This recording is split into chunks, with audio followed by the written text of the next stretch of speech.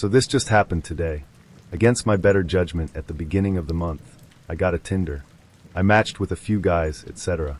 One of them is James. We ended up texting each other, and he seemed pretty chill and pretty into me. He's a decent-looking guy, and we seemed to click. He had apparently been in a relatively abusive relationship with a woman, and he was looking to start over. According to him, she had hit him with a frying pan and pepper sprayed him once. He kept going on about how crazy she was. Alright, it happens. We went out to the movies this past Friday, and I had a great time. We ended up talking for a few hours, and we hit it off pretty well. I asked about the ex because I was a bit curious as to why he'd stay with someone like that. He didn't say anything positive about her. Just that she was crazy, had mental illnesses, and didn't take her meds, that kind of stuff. She had tried to baby trap him, but she had a miscarriage. He expressed relief that she didn't end up with the kid. He said he had felt obligated to her. Again, I get that. In all, I had a good time. This morning rolls around, and he tells me that he had hooked up with his ex last night, and that he was going to try and work things out with her. Mildly insulting that I lost out to an abusive chick, but whatever. I tell him it's cool. He then a few hours later texted me to say that she was crazy, and he thought she was changing, but she wasn't, blah blah. He kept asking if he could see me. He was being very pushy about wanting to see me today. He begged for 5 minutes of my time, so he could explain to me. I politely told him that I didn't want to be involved with someone who was so clearly hung up on his ex. This is where it got nuts. He admitted he still was, but that he wanted to see me today so I could meet her and she could determine if I was better for him than she was, and that she wanted him to be happy because he and I had a connection. I flipped after that, told him that the fact he needed his ex to determine who was right for him was absolutely nuts, and that is not what love is, and that I wanted no part of it. His ex started texting me after that, and it was non-stop insults and incoherent shit that made no sense. She also dropped the bomb that she was his wife. I told her to fuck off basically, and blocked the number. I went on Tinder to message him, where I called him a piece of shit, and if he was intelligent he should leave her and never message me again. He started to harass me saying that I was miserable because they have a beautiful love together and all this crazy shit. He then went on to say, "My wife knows where you work. I hope she doesn't do anything rash," and I told him if that was a threat I would gladly go to the police. He then said that she's been to jail before, she's not afraid, and that she loves him so much she'd fuck anyone up and risk jail for him. That she'd kill my friends if they tried to protect me. That she's armed and dangerous. I told him goodbye, reported him, and deleted my Tinder account. I did go to the police tonight, but since it wasn't a direct threat, they can't do much. The cop thinks that James was more or less full of shit and just trying to scare me, since some people love getting off on that shit. He said I did the right thing by blocking him and reporting him, and said I should just keep my eyes open and alert the people at my job. Scary thing is, James seemed perfectly normal. But he lied about being married, how he felt towards his wife, and he flipped like a switch. His excuse for not being upfront about being married was that they were going to get a divorce. He seemed so docile and unassuming, and the hatred and aggressive attitude was insane. I have to honestly wonder what would have happened had I gone to talk for 5 minutes. I'm kinda concerned since they do know where I work, but if either of them try anything then the cops can actually nail them. What a weekend. A bunch of years ago, I matched with a guy on Tinder. I was a freshman in college, and just got out of a relationship and having fun. I matched with this guy, M24, we can call him D. He was a little odd, but we had similar interests and went to the same school, so I thought why not? The red flags started rolling in immediately when I said I would go on a date with him. Of course the fact that he was much older isn't lost on me as the initial red flag. At this time, I didn't have a car. D offers to pick me up, but tells me that he is not in town, but he would leave his grandmother's funeral early, which was at a minimum 5 hours away, to come and pick me up. He showed up in sweatpants, a wife beater, and flip-flops, which struck me as odd because he said he was coming from a funeral. We hadn't made plans, just to get a bite to eat and hang out. Since he had been out of town, he asked if it was okay if we stopped to pick up his dog. He had left the dog with a friend. I like dogs, so I was like, no problem. It's dark and we pull up to an apartment complex, and he leaves me in the car and come back with a golden retriever. The dog immediately starts growling at me, which had never happened to me before, so I start feeling a little weird. D doesn't say anything about the dog's temperament. Because we have the dog, he wants to drop him off at his house. This feels logical to me, so I agree. When we pull up to D's house, he asks if I want to come in, not wanting to sit in the car. I do. The moment I walked in, I immediately knew it was the wrong choice. The house is trashed. There's garbage everywhere. Trash bags full along the front entry, bottles and wrappers on the couch, and just general crap everywhere. D lets me know he has a roommate, but that roommate isn't home. I assume this is to imply the mess isn't his. After brushing the trash off the couch, he asks if I want to sit and play chess. I had expressed that I was interested in learning, and he seemed more than happy to help me learn. This too was a mistake. D begins explaining the game to me, and it isn't fun first date explaining. He has gotten very serious, and is showing me each piece while telling me what it is, what it does, and how it moves. D then begins questioning me over each piece, which most I get wrong. Every time I get one wrong, he yells at me the correct answer, and tells me try again. He got more and more frustrated, and it made me very uncomfortable, so I suggested we pause chess and do something else. D suggests watching a movie, which is fine with me. The idea of us leaving and going to get food seemingly forgotten. D tells me that we can watch movie in his room, and I oblige, but then he explains that he has to put clean sheets on the bed. I had assumed we were moving to his bedroom because it may have been cleaner, but when we go in it's not, and there is no TV in his room. He proceeds to put Iron Man 2 onto his phone to have us watch. We watched about 10 minutes of it before things got sexual. I won't tell you strangers the details, but short story short, we didn't have sex, but other things went down. I will say those things were consensual. After they occurred, I was feel really odd about the whole situation, and told him I didn't want to have sex. D was confused but didn't push it at first. He said fine, and we watched maybe 5 more minutes of the movie before he said he didn't want to watch the movie and more. He started complaining and asking me why I didn't want to have sex with him, and I simply said I wasn't in the mood anymore. He then began pressuring me to tell him exactly what it was about him that made me feel that way. At this point, we had moved from the bedroom back into the dirty living room. You might be thinking, seems like a perfect time to leave, and I thought so too, but this is where things start to get scary. As if he knows I'm thinking about how I'm leaving, he explodes and begins to scream at me. This is a 6-foot-something man screaming in the face of a 5-foot-nothing young girl. Of course I'm internally freaking out, but I'm trying to make sure I don't piss him off anymore, but also not agreeing to anything. For the next 5 to 10 minutes, D screams at me about why I don't like him, why I don't want him, and continuously asks what's wrong with him and to tell him. I tried to placate him as best as possible, saying the old, "It's not you, it's me," and "No, I don't want to leave."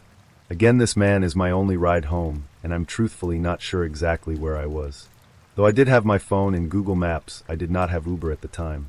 D finally calms down when he believes I'm going to stay, then suggests we try playing some video game.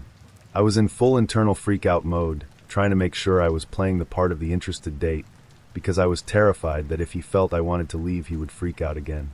We play this game for a while, then out of nowhere D starts getting upset again. He started yelling about why no one likes him, why no one wants to get to know him, and why no one loves him, saying that he has never had a girlfriend and all his dates have been one-night stands. Again, I placate him with I don't know. Lots of girls are just snooty like that. At this point I'm saying anything and everything he wants to hear. He even starts crying about how his mother never loved him and telling me very deep, dark things about what his mother has said to him and treated him. After he finally calms down once more, he gets up and goes to the kitchen to fix us some drinks. Now, if you're anyone with a brain, you're thinking absolutely not, which was my exact thought at that moment. I decline his multiple offers for a drink. He asks if instead of alcohol, I wanted water, and of course I declined that too, feigning that I wasn't thirsty. I stayed at his apartment until about 1 a.m., because I was sitting next to him terrified to 1. Ask him to take me home 2. Say I'd walk home 3. Figure out how to get an Uber. I had been trying to download Uber on my phone without him noticing, but then it asks for card information, and that was too hard to do without him noticing. So around 1 a.m., I yawn very loud and say, "Oh wow, it's 1 a.m.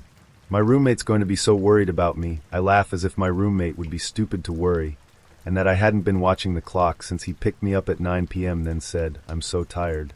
I should get home soon." Again, I was super scared he would freak out, but he didn't explode. He just looked at the clock and said yeah, it was late, but I was not taking any chances, so I said I have a great idea. If I get to bed, soon I'd love to have breakfast with you on campus. I was hoping my offer convinced him that I was intending to see him again, and it did. He seemed very happy at the prospect of it and jumped up, walking me out of my house and to his car. The drive back was excruciatingly long. The ride was completely silent, Neither of us spoke. It was only a 10-minute drive, but I could have sworn he slowed down every time we got to a particularly dark area or underpass. Dee dropped me off and I smiled, and made a good show of being tired, yet excited to see him tomorrow. He offered multiple times to walk me to my door, but I declined every time, and said I didn't want to bother him, and I'd see him tomorrow. I walked myself to the building, and the moment I got around the corner, I sprinted so fast up the stairs and to my door before he could change his mind and follow me to my door. When I got in my dorm room, I genuinely felt like I had just escaped a serial killer. Even now, writing it makes my heart race a bit. I never met up with him, but he begged me for multiple days after to meet up with him again. He ever asked to pay me $20 an hour to sit near me in the library. I declined, obviously, and only ever saw him once after at the gym on campus. He didn't see me, and I left immediately. I've thought about Dee occasionally since the date, and wondered if all those girls he had one-night stands with had the same experience I did. I still sometimes wonder how many girls there were after me. I went on a Tinder date some time ago, while I was adjusting to a new city I had moved to. I didn't really know anybody there, so I used some online dating apps to see the dating scene around town. I landed one from a girl that seemed just like an artsy hippie type of girl. We had a few exchanges through the Tinder app, and then decided to meet up for a drink. I picked her up at her house, and she greeted me at the door and gave me a hug. She said the name of a local bar she wanted to go to for us to chat and get to know each other. I told her I would drive and proceeded to my car. The first red flag I noticed was when I walked to my car and opened the door. She had just followed me to the driver's side and was standing behind me staring. I looked at her blankly for about 15 seconds and asked her if she was going to get in.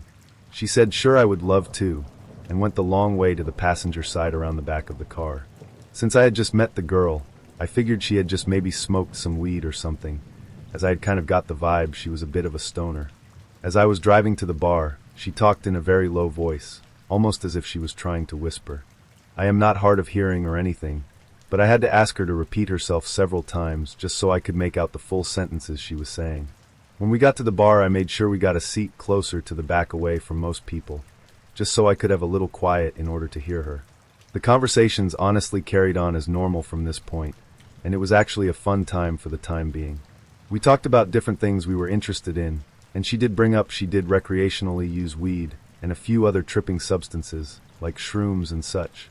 I am not much of a fan of these, but it at least made me relax in the back of my mind to think maybe she was just high off marijuana, and that rationally explained some of the out there behavior. Granted, I had a few drinks at this point, so I was honestly not thinking straight. I asked her if she wanted to go to my place after drinks, and she agreed. When we got to my place, we had a few more drinks, then she started talking about her jewelry. This is where it gets weird. She told me her jewelry was her big secret, and it defined her. When I asked her why it was so important, she said, "I'm actually Anastasia, and I was never killed in Russia. My jewelry is my link to my past." It was hard for me to take that serious at this point with how much I drank, so I kind of challenged that statement using the little bit I knew about history. At this point she freaked out and started yelling at the top of her lungs about how I don't respect ancestors and history. Then she got quit and tiptoed right up to me and grabbed me by the neck. She then brought my face eye to eye with hers while still holding my neck. She says at this point, "I am a shaman and I will curse you. My ancestors have destroyed many people, and you do not respect that. You are from oppressive ancestors, and they will be punished." Then she put her hand in a whiskey glass and made a cross on my face and kissed my forehead. At this point, I started to sober up a little. I talked her into calming down, telling her I was only joking. Then she slowly started getting back to normal. Then, she started talking about her cat fetish. She tells me she has a list of people who she tames to act as cats. I am not about judging people on their fetishes, so I listen in. She then tells me all the things she does to them and starts acting like a cat in my living room. If she had not yelled at me earlier on, I might have almost been turned on by it. My red flags in my head were tingling like crazy at this point, so I just listened and tried not to set her off. She noticed sage on my kitchen counter and asked me to let her light it and bless the house. Side note, I use sage to make my house smell better occasionally. It's kind of a ritual I like to do, but it's mine and mine own, something I take very personally and like to do myself. I tell her no, she can't light it, and that it's my thing to do on my own. Then she freaks out telling me I am a horrible human being and screaming all over the place. I tell her I can take her home now, and she runs to the door and goes outside. As I get outside, she is screaming at the top of her lungs that I am a horrible person and I should go die. I tell her she can walk herself home then, and I go back to my place and lock the door. She then starts banging on the door hard in about 10 minutes, saying she left her phone in there. I grab her phone off the kitchen counter and open the door to hand it to her. She tries to barge inside, and I block her with my forearm. She then acts like she is about to punch me. I just hold my ground and tell her she is not coming in. She screams she wanted the whiskey bottle we were drinking from. I told her he'll know, because I paid for the damn thing. I slam the door at that point and lock it. I hear her bang on the door for a minute. I then hear her footsteps going down the stairs. I waited about an hour and then went walking outside to see if she was still hanging around. I didn't see her, nor did I ever see her again after that. I know this is probably not the scariest encounter ever, but for the next few nights I was creeped out always walking around the area I lived to make sure she wasn't hanging around. I honestly hope she is okay wherever she is, but I hope to never see her again. I just came out of a relationship and felt like a bit of casual dating will be fun, so I went on to Tinder. I made it clear to the few people I actually matched with and spoke to that I didn't want anything serious, just a dinner date or a pub night here and there. I matched with a really cute guy, let's call him Pete. He had just moved to my city and also wasn't looking for anything serious. He just wanted to meet some people and see some local spots. The first night we met up at a well-known tapas bar. I chose this place because I had a few friends that were waitresses and bar staff there, so I felt safe meeting a stranger here. He was on time, we had nice chats, really cool guy on first impression. We spoke about work, to which he responded that he's a software developer, but he's just started his freelancing career. We spoke about where he stays now that he's moved up here, and he said that he's sharing a place with some friends. Rent is quite pricey in this city, so it made sense to me. He asked where I live, and I told him that I'm lucky to have my own one-bedroom apartment in quite a nice and popular part of town, mostly thanks to my parents that helped me save and gave me a portion of the deposit money for my 21st birthday, which I invested and grew until I had enough to put down a decent deposit. He then offered to drop me off at home, but I said no, I'd prefer to Uber home by myself. He asked if this was because I'm going to go meet someone else after him, and I laughed because I genuinely thought this was a joke. The next time I saw Pete was about 3 days later. He said he knew it was fast, but he actually couldn't stop thinking about me, and he wanted to see me again. This time we met at a different restaurant, also one I chose because I went to school with the owner and knew all the staff pretty well. The place is a little bit more pricey, and he got super annoyed with me for ordering as much as I did. I couldn't understand why, since I insisted on paying for my own stuff both times we met. That night, same story, let me drop you off at home, please. Again, I said no. While we're in the middle of this conversation, he gets a call. He stepped away, but I could still hear a fair amount. No, I think I'm going to stay with you again. Yeah, I'm with her. Don't worry about it. Okay, I'll be home soon. So now I think he's chatting to his roommate or maybe his mom, but I don't ask. He comes back to our table. Please, I insist. Bad things happen to women that Uber home this late by themselves. I'd feel better if I dropped you off. Not having the energy to argue, I tell him fine, and I put my address into his GPS. As soon as he got home, he messages me and tells me he'll be picking me up in the morning to go for a picnic. I reply that I actually have cleaning to do, but again, he insists that he'll see me at 10. Come 10 a.m. that next morning, best believe he's right outside of my apartment. I get into his car, and as he leans over to kiss my cheek, I notice that his breath stinks. Obviously, I'm a little grossed out. We have our picnic, and it's quite nice. He tried to kiss me a few times, but I avoided it with everything in me. By about 4 p.m. I tell him that I really want to go home, and the park we went to is about an hour and a half drive from my apartment, so I couldn't really Uber back home because it would cost a fortune. He agrees it's time to go, so we get in his car and we're off. I fell asleep in the car on the drive back, and when I woke up he asked if we should finish the rest of the bubbly we got for mimosas up at my apartment. I said to him I don't want to, and he just snaps. He raised his voice and said something along the lines of, "What are you hiding from me? Just be honest. Why are you so desperate to keep me out of your apartment?"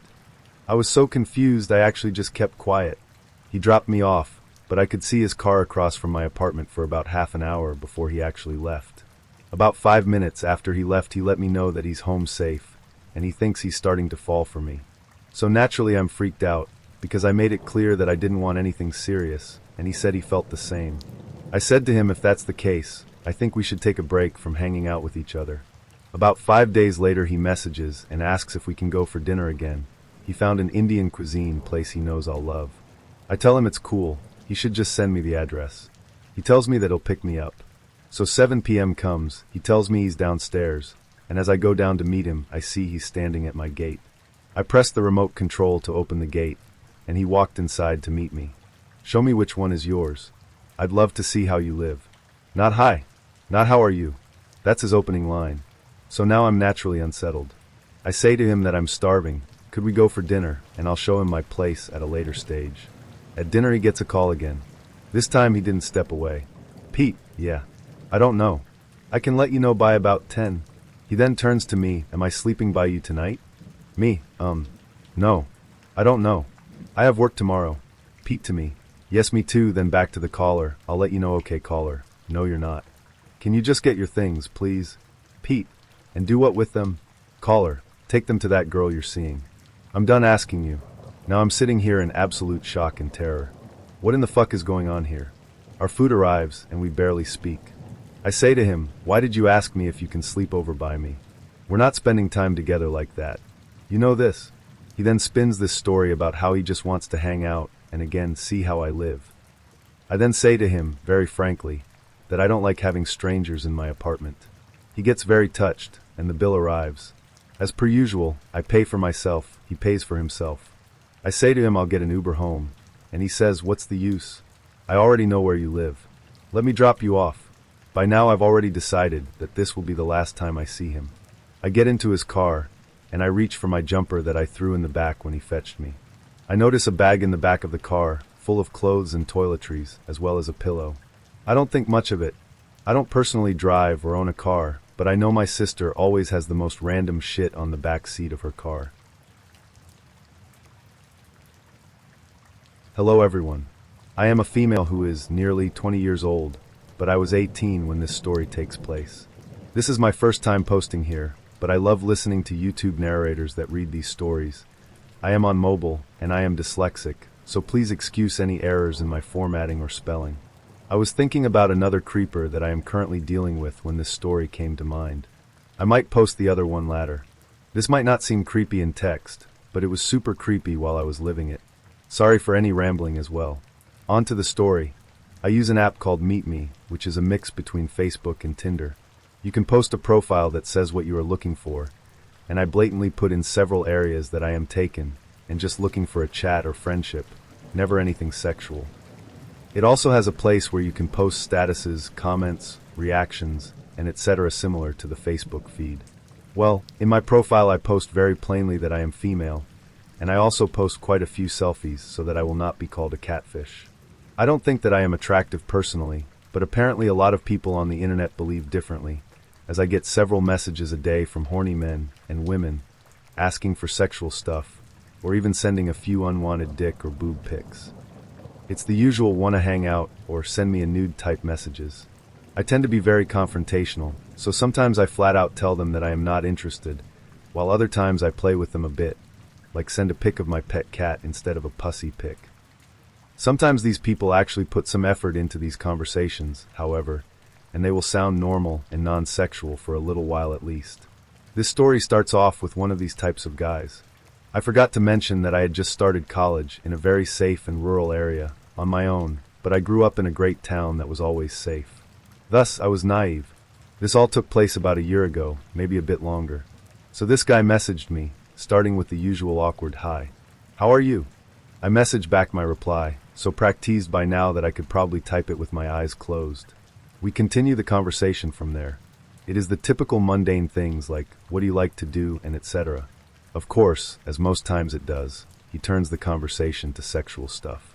I am a very open person, so I don't mind answering things like my bra size or my fave position, but I will never do anything that requires action, such as sexting or sending a nude. I answered a few of his questions, discussing some things here and there, and asking a few of my own, like, what about you type questions after he asks, what's your fave/preference? He eventually asks for a picture, beating around the bush like most guys. I just send him a saved selfie, and he was like, that's not what I meant. Send me a picture of your pussy. After he becomes insistent, I send a picture of my cat. He gets mad at this, as most do, and starts cursing. I don't mind it, and I simply say that I will never send him the pics that he wants. That is when shit goes down. He starts off normal, calling me names and etc., but then he begins to threaten me. He says that he has just hired a hitman, and that I showed fear for my life. At that time, I did not take the precautions that I do now, so anyone could at least see my location. He knew I went to college, and we are the only college in the area, so he essentially knew where I was 24/7. He also had real pictures of myself. Heck, even one of my selfies had one of my college's iconic buildings in the background. I was pretty sure he was lying, and I called him on his bluff, but the fear was still there. Like how you know a roller coaster is super safe, but you still feel like you might die before you reach the end. That feeling. I quizzed him on how hitmans work, and he knew even less than I did, but there was still that chance. At times he even said that he would find me himself, so that he could stomp my head in and kill me. I remember that image all too clearly. You might be thinking, why didn't she just block this guy? And you would be right. I should have blocked him so many times, but I have this weird moral thing where I will not block anyone ever. What's even weirder is that this creeper guy would almost do a whole 180 and say that I was somehow threatening him. He would whine and cry, I forget about what, sorry, and just go on and on about how I should block him. I never did, per my morals.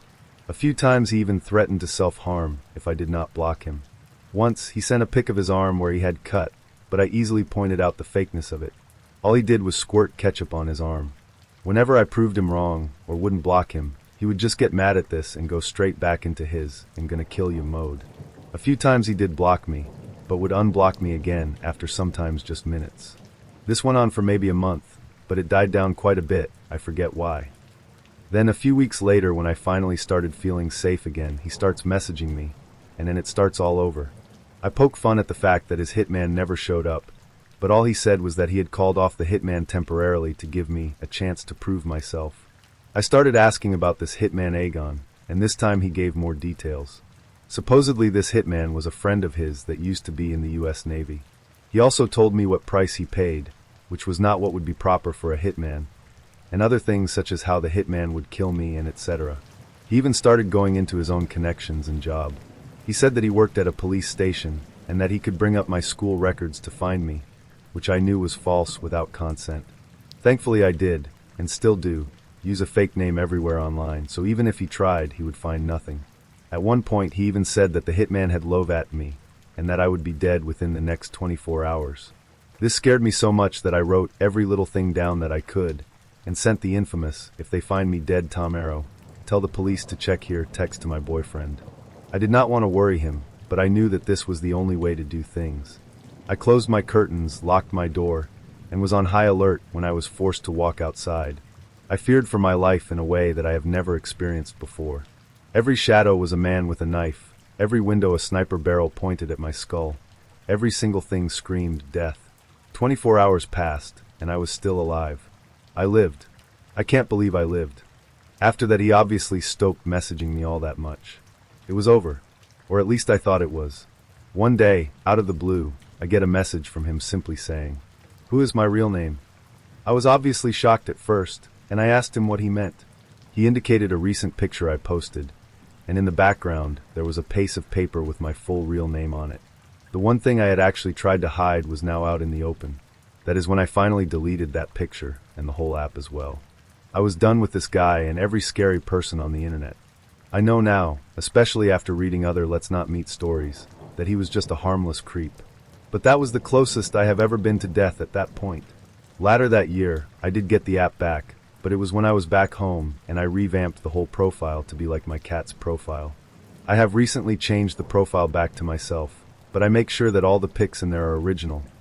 You can't backwards search them to get to my other social media, and that my location was not my true location.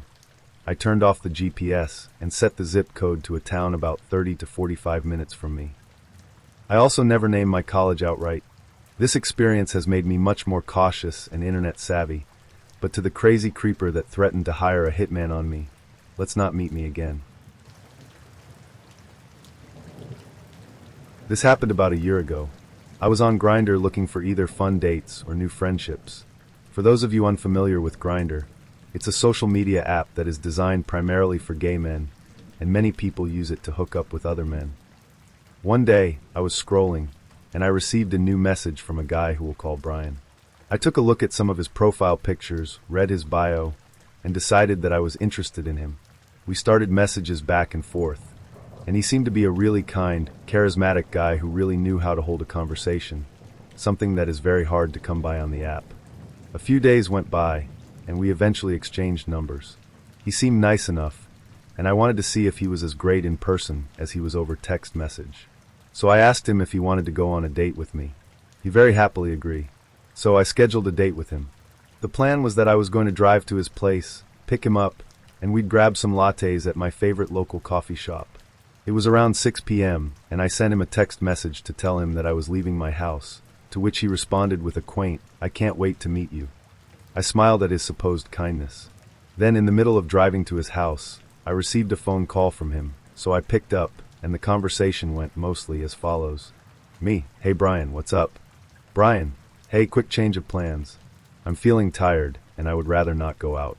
Would you be okay with staying at my place? We can watch some shows and order some takeout." Me: "That's not what I really had in mind. I like to go out and do things on the first date."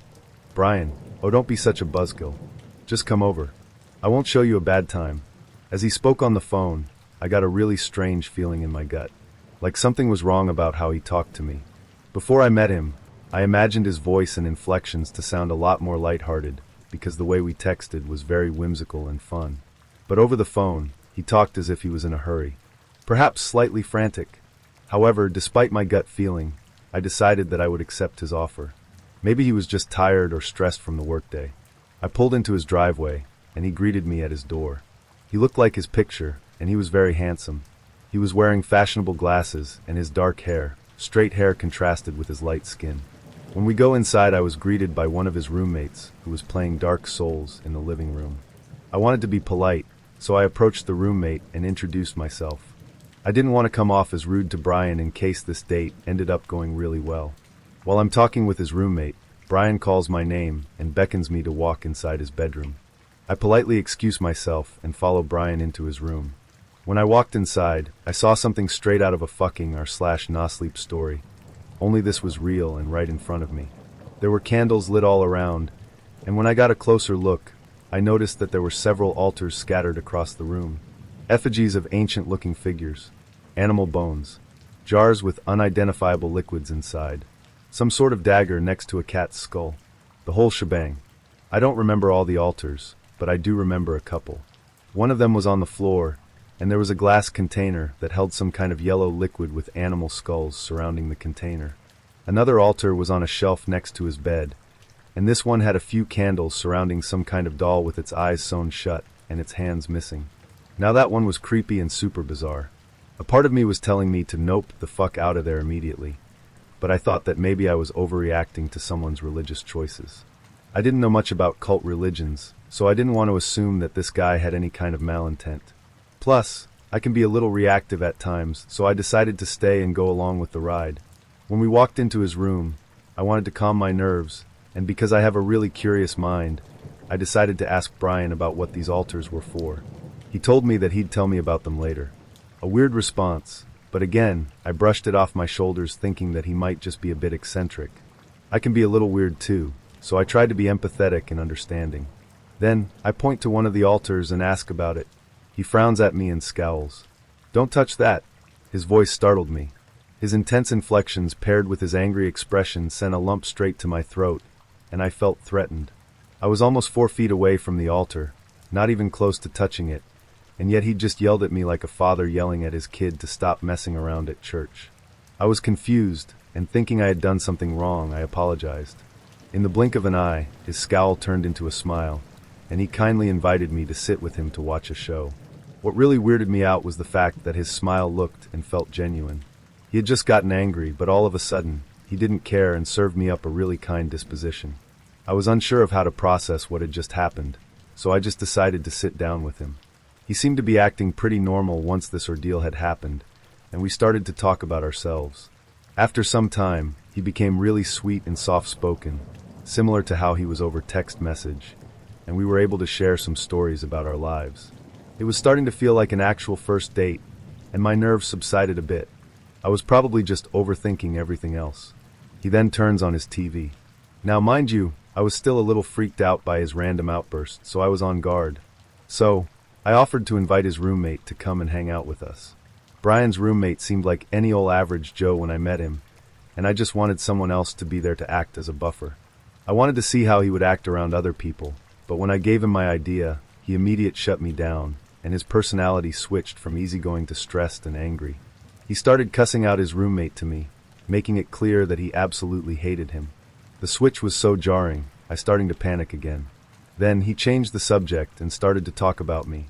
He said that he found me really attractive, and in the process, his fingers started to graze my thighs. I needed a second to collect myself, though, so I excused myself to get some water. When I stood up, he immediately slapped my ass and told me not to take too long. I walked out, closed the door behind me, and started to make my way for the kitchen. I was hoping to chat with his roommate on the way, and see if I could ask him about Brian. But he was asleep on the living room couch, so I just made a beeline to the cabinets in search of a cup. I thought about walking out and driving home, because I didn't appreciate his sudden touchiness, but I started getting paranoid. He had all those altars, and he didn't tell me what the altars were for. I've seen some horror films about the occult, and I truly had no idea what this guy was capable. Yeah, he was sweet at times, but he was showing me some really aggressive behavior. Who's to say that this guy isn't able to put some kind of voodoo curse on me? Dramatic, I know, but you can never really be sure. So I grabbed my water and cautiously head back to his room. When I walked back inside, I saw him sitting on the couch with his legs crisscrossed and his eyes closed. When I approached him, I saw his mouth moving, but I didn't hear anything coming from it. Weirded out by this, I called his name, but he didn't respond. Strange. I called his name a second time, and he opened his eyes, uncrossed his legs, and went back to watching the TV without at all addressing what he was doing. What the fuck? I was getting really worried, but I did what I could to keep my cool. I didn't want to do anything to upset him or make him lose his cool. I sat next to him on the couch, and we start talking. Once again, he was completely normal. Unnervingly normal. It's like I was in the room with a real-life Dr. Jekyll and Mr. Hyde, except Brian was able to switch between them seamlessly. I needed to do something, but what the fuck was I supposed to do? I couldn't call him out, because he might lash out in some malicious way. But I also didn't want to stay because he was freaking me the hell out. I just stay, and I tried to devise some kind of plan to get out of there without making him angry. At some point, he gets up to grab his phone, and I thought I would try dishing out the same kind of ass grab that he gave to me when I went to get water. Maybe it would release the tension that I was feeling. Maybe he'd like it, and it'd make him less aggressive. Regardless, I wanted to try something. I made my move and give him a cheeky-ass grab. Immediately, he turned around, swatted my hand away, and lunged at me. He had his hand curled up in a fist, and he flung it towards my face. His fist was inches away from making a connection with my right cheek, but he stopped mid-punch. In that moment, I saw that his eyes were wide open, and his facial expression was cold and emotionless. He was right in my face. My heart was beating so fast that I felt like I was seconds away from an aneurysm. He was looking directly at me, and my eyes stared back. At that moment, I felt like the prey to his predator. Then he uncurled his fist, put his icy hands on both sides of my face, and started to squeeze. "You're just so cute." He pulled me in and forced a kiss. I absolutely did not want to kiss him, but I was paralyzed and couldn't will myself to push him away. His words were patronizing, sort of like he was talking to a dog, and it felt even more like this because he had just scrunched my face against his. I felt disgusting kissing someone who had almost punched me in the face, but there was nothing I could do in that moment. Again, I didn't want to risk pissing him off. He slowly pulled away, gave me another sweet smile, and sat down, pretending that nothing had just happened. Just started staring at the TV. Yep, I'm over this completely. His behavior was becoming more erratic and more unpredictable. His room was fucking creepy as shit. He clearly had associations with the occult, and frankly, he was scaring me. I eventually decided that I'd rather deal with the voodoo-looking altars later on than stay in his house, and have to put up with the immediate danger. So I snapped myself out of my anxiety-induced trance, stood up, and told him that I was starting to get sick and that I wanted to go home. He got angry and tried to convince me to stay the night, but I gathered my courage and insisted that it was time for me to leave. He begrudgingly let me, but it was clear that my decision pissed him off. I didn't care anymore. I said my goodbyes and told him that I'd text him later, thinking, fuck that, to myself while doing so. I got in my car and drove home shaking and sweating. I felt relieved to get out of there, but nervous that he might try to do something. The uncertainty of it all is what truly shakes me up, but thankfully, no actual harm came to me. Who knows what would have happened if I had stayed, though. I blocked Brian's number as well as his Grindr profile, and even now, I keep my own Grindr pictures private. I haven't heard from him since, but I still fear that he's going to try and come after me somehow. To Brian the erratic occultist, let's never meet again. I matched with this girl on Tinder on who's 21 yesterday, and I agreed to hang out with her. I'm not a lesbian, and she was being a little sexual, but I was deflecting it. We agreed to hang out at her place with her man, and smoke/drink. Yesterday she was so insistent on getting me to her place, but I didn't feel like going. I blew her off with excuses. Today I was bored and free, so I agreed to meet her. She came and got me at around 8 today. She was like rushing me and being sassy, but I let that slide. She drove like a crazy person, looking at her phone the whole time. She buys wine coolers for me specifically, and say you better drink them all, you better finish them. It was reasonable at time cause they are tea as alcoholic as regular alcohol, and they might be expensive, and she's buying them for someone who's underage. She kept asking me sexual questions during the drive. She lived in one of those apartment houses, and she went through back. She was fiddling with the door until she had to kaye her man down to open it for her. As she went up first, I went up second, and he was last. I felt like it was so he could catch me if I decided to try to leave. I wasn't even feeling bad about the situation. We go into their room and watch TV, and they both offered me weed. I said no, and she went to shower, and I was left with her boyfriend. He started asking me the same questions she asked, and they both kept saying I was fresh, a baby, and new. I started drinking the wine cooler she bought me, and I felt pressured to finish it. I had a 1.5 drink. I finished one bottle and went halfway through the other. He offered me X, but I pretended I didn't know what it was, and he let it go. I forgot how we got on that conversation, but I told him I've never fucked a black guy, and he was going on about how great it was. Then he showed me a video of his girlfriend going down on him, and we were joking around about how I wasn't going to do it, and he was like, yes, you will. When she came out of the bathroom, they offered a blunt again. Every time I took a hit, they tell me to take another. I think I took like 5, and then I told them I was done. After a while, Corey got up and told me to scoot in the middle. They asked how I was feeling. I was fine at the time, so they asked me to do summer. Then they started touching me, talking about my thighs and squeezing them and complimenting me. And for some reason the girl got up and was about to walk out of the room. She handed me a drink, and she was like really quick and forceful about it. I took another sip, and then the reality of the situation hit me, and it felt like I was in a bad BET movie. I swear I saw the lighting change. It went from fluorescent to orangey and dark. My heart started beating fast, and I was scared. I was thinking the man put something in my drink when he got up. I remember seeing him bend over, but I wasn't really paying attention. I was afraid of what that mean. Like I've read before that human traffickers keep the women they have drugged, so they won't try to run. I was so scared I was tempted to just call 911 secretly, but I was afraid of them hearing my phone dialing and be violent with me. I slid off the bed and she came in the room, and I was begging her to let me go. I was freaking out. They were both asking me what's wrong, and I was telling them to take me home. I got my shoes and she led me to the door. I was scared when she opened it cause it looked different than before. It looked like a box, and I was afraid that that's where they kept the girls. I didn't want to go out. She pushed me out, and I ran down the stairs trying not to trip. I was so worried the door to outside wouldn't open, and she'd whack me in the head. It opened when I opened it, and I got some fresh air. She was blocking the way a little bit. I felt better, and she was talking to me, asking me what's wrong and telling me not to leave. We went back upstairs when I was feeling better and started airing the room out.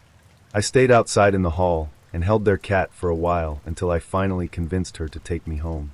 She was looking for her keys, and I felt like that guy in Get Put when his GF was putting on a show of looking for her keys. I was so scared I made my way to the door. It was locked. I turned the lock thingy the other way, and it was still locked. I was 80% certain they locked me in. There was another door, and I tried that thinking it was the one to outside, but there was another half-naked girl there. I freaked out, but the girl opened the door for me and let me out again. We went to her car, and when I got in there I realized it wasn't the same car, it was a van. I was freaking out over that too, and she was like, we have 3 cars. She was driving around the neighborhood, and I felt like she was going to take me somewhere else like a warehouse or something. I got scared at every stop. I felt like some other people she was working with were going to come in and take me. I put on my GPS just in case she was taking me a different direction instead of home. She was asking me if I'd still fuck her boyfriend, saying I should at least go down on him, and I lied and said yes. She was asking if we'll hang out tomorrow, and insisting we go back to her place. I said we could, but I wasn't going back there, and she was grilling me. The whole time I was with them, they were talking about a job. She said she owned her own business, but they're in their early 20s, so I skeptical. Then he said he was the manager, and that I could definitely fill the job, saying I was qualified even though I'm not. She said she earned $4,000 a week, and he makes $7,000. I was thinking only pimps would make that kind of money. They were asking for my ID and social. She said I wouldn't be working this area. It was all very sketchy. She said I should come to their office and sign some things tomorrow, and I was like yes and got out of the car. I don't really understand the business they run. It's like they help people with their electricity bill and go door to door, but I don't see how you could make that much money for that. The whole time I was just worried about passing out because I was dizzy, and a few times I thought my eyesight was getting blurry. I got out of her car and called my friend, and he said it sounded sketchy too. I don't know if I just had a horrible trip or if I met some sex traffickers. I'm still shaking and I'm afraid to go inside because I think I smell like weed and I'm pretty sure I'm still height. I'm on real thin ice with my family and I can't go home like this. I jumped at the sound of a raindrop and I thought someone was running really fast towards me, but there was no one there. I could just be tripping, but kinky Tinder lady, let's never meet again. I don't need money that bad.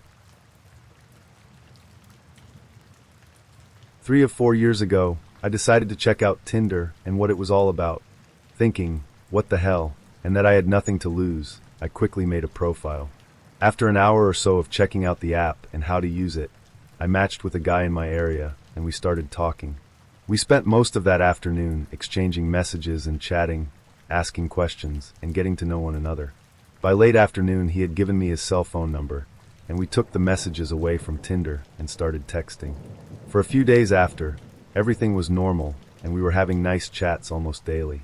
Naively, I thought this was pretty cool, to match with someone so nice, and that had similar interests on my first go using Tinder. Boy was I wrong. On the 4th day of us texting back and forth, his tone shifts, and he starts asking really odd questions. Some of them sexual, some of them not. There had been flirting between us, and a few double entendres, etc., but nothing like what he started asking. A lot of his questions were really sexually specific. I quickly nipped this in the bud and told him that I was uncomfortable. He apologized for this and accepted how I was feeling. We proceed from there, albeit a lot more cautiously on my part. I didn't have a lot of dating experience at the age of 20, and as this was my first time using Tinder and online dating, I thought this was normal behavior. However, I knew to not ignore the odd feeling I had in the pit of my stomach. When he asked if I'd like to meet up for coffee a couple of days later, I accepted somewhat reluctantly. I knew enough about this sort of stuff to make sure to tell people I was going out, who with, and where we were going in case anything happened. After we agreed on a local coffee shop, the tone turned again, and he started making all these assumptions, and I had to tell him several times that no, I would not sleep with him straight away. The final straw came when he started texting saying that we should run away together, and that he was going to take me away, and we could elope. Just as I am formulating a text to send back to him in reply to the "I want to whisk you away" message, my phone pings and I get a message from him telling me that he has rope and duct tape in the back of his car, ready for us to use. I noped out of there real quick. I stopped replying to his messages, blocked him, and then reported his profile through Tinder. I wasn't sure what else to do about the situation aside from that, but I made sure that anyone I knew who was using Tinder, I told them about this guy, so if he came up they knew not to match with him. So, guy with the rope and duct tape in the back of his car who wants to take a girl away, let's not meet. About 5 or so years ago, I was 23 at the time and had just gotten out of my first and only serious relationship a year prior. That guy was my first love and my first sexual experience, and so needless to say, when things ended and he had zero interest in trying to work things out, I was heartbroken. After about a year of moping and being stupidly sexually promiscuous, I decided to try actual dating. I met this guy Rick on a dating website. He was a couple of years older than me, was an ex-Marine, was cute, and good at making conversation. After a few days of talking online, he asked for my number, and we decided to meet up. I drove to his house and come to find out he lived with a few other guys who looked really shady. Now he actually lived in a good neighborhood, but the way they kept their home and the way his roommates looked was my first red flag that an inexperienced, naive girl would not fit in his crowd, but I decided to stay and give it a chance. Once he saw me, he came up, gave me a hug, and handed me a helmet. To his motorcycle. Now I have never in my life rode a motorcycle before, but I had always wanted to, so I thought why not and hopped on. Now the street he decides to take me up is known to be a very long and windy road that is pretty secluded. It's also important to note that this is the springtime, and it's about 5 p.m. when we go on our ride. I didn't realize at the time he had decided to take me on that specific road, but once we got on it, my red flag started to kick in. I began to realize that 1, it is dead silent and there are no other cars on this road right now. 2, it's starting to get dark, and 3, yeah, I don't know this guy, so what the hell am I doing? And my alarm bells start ringing. Now I will say that while I made a ton of mistakes within this story, this instance is where I am proud of how I reacted. Once my anxiety kicked in, I told him that I think we should turn around and go home. He started laughing and asked if I was scared, and I said no, I just need to head home, because my parents are expecting me for dinner soon. He kept riding forward. More alarm bells ringing. Pictures of me being raped and lying dead in a ditch came up. I kept asking him, can we please turn back, can we please turn back, and he finally gave in and turned around. The next day comes, and I told myself that maybe I was just overreacting, and he was harmless, and decided to agree on a second date a few days later. We met up at a sports bar for dinner and a couple of beers, so we can watch the hockey game. The entire time we are sitting there, Rick has his arm around me and has me literally attached to his hip, constantly trying to make out with me, and is acting extremely possessive. At this point I'm completely freaked out, because I barely know this guy, and all he is talking to me is about our future, and how he would be such a protective boyfriend because he was an ex-Marine. At this point I knew I was done with him, but unfortunately my car is at his house. When we are done and head home, he insists that I come inside and hang out for a bit. I decide to walk in and stay for 5 minutes. Yeah, I don't know what I was thinking. We walk into his room, and he immediately pounces on me, making out with me and trying to feel me up. I kept pushing his hands away and kept telling him that I needed to get going, but I could tell he wasn't going to give up until he got what he wanted, especially after I realized his little friend was aroused. He told me that he would not let me leave until we did something. I had no idea what he would have forced me to do if I kept rejecting his advances, so I decided that my only way out of there was to finish him off. So I did, and the entire time I'm trying to act like I'm enjoying it while dying inside, and hoping he would hurry up and finish, so I can quickly leave.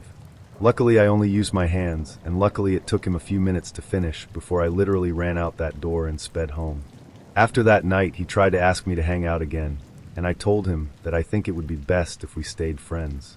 This guy began to relentlessly call me and text me and beg me to see him, then proceeded to call me a bitch because I was ignoring him, then would apologize for calling me a bitch, and it was because he liked me so much. So I blocked him. Then he tried to message me on Instagram, so I blocked him there, and then on Facebook, and finally on Snapchat. During my freshman year of university, about 4 years ago, I was quite tired and lonely because I didn't make many friends and my 2 majors were pretty overwhelming. To pass time, I was browsing Reddit quite often. I even submitted an ad to find people to talk to. I got several responses, mostly from the US, though one was from my European country. It surprised me a bit, since not many people from there even know what Reddit is, but I was also glad I met someone local. This guy seemed cool. He worked for a global IT firm and played the piano, just like me. We talked, we exchanged a few emails, and it felt nice. Then one day he told me that if I pass my last exam we'll have a date. Quite pushy, right?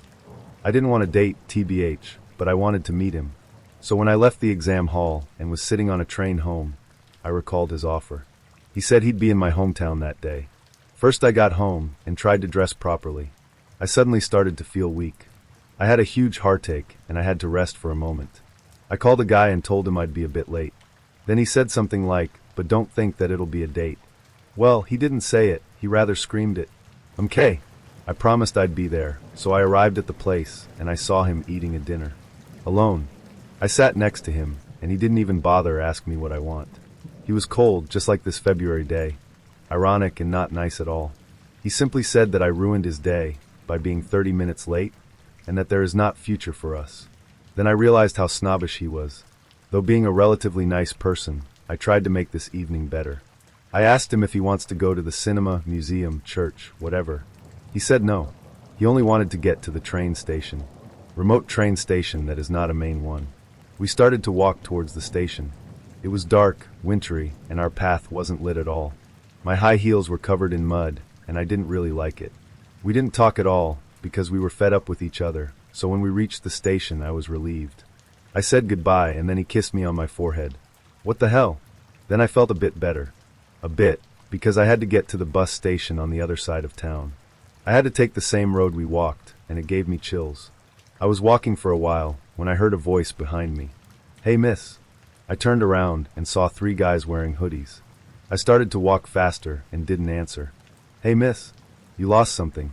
I heard again, but I didn't turn this time. I didn't lose anything. No way. Miss, wait. I heard again and I sprinted shouting, no. I agree, it was strange. And difficult. High heels are not racing shoes by any means. They started to run after me. You don't even know how scared I was. At least I was close to better lit area. I saw a tram station and an older woman standing there. I rushed there and approached her. Then I saw these 3 men standing on the other side of the road. I know they were waiting for me. I called my friend who lived near. He said he was in dorms, but he'd get there ASAP. I was shaking, being watched by these 3 guys.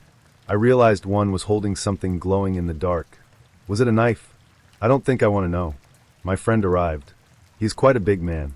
He tried to chase these guys, but they disappeared in the dark. He took me to the other train station building. We were sitting there for a while. I was trembling and crying, and he was holding my hand all the time. Then he gave me money for a cab, and I went home. My parents weren't happy about this. They said it was my fault. Was it really? I hope I'll never meet these men again. And you, my date. Well, I don't want to ruin your day again. Long-time listener, first-time caller. So this is still an active situation that we are trying to figure out how to deal with. This is going to be a long post, but the details are needed to give you an idea of how crazy this whole thing is.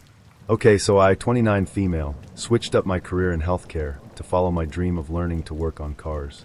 I was hired this past May at a dealership as a quick service mechanic and fell in love immediately with everything about it and my co-workers. I had noticed how cute my trainer was. Not only was he cute, but he was very patient with training me. I was so new to working on cars. I needed to learn the basics, and he was so cute and nice about everything. I'll call him Nick, 40M.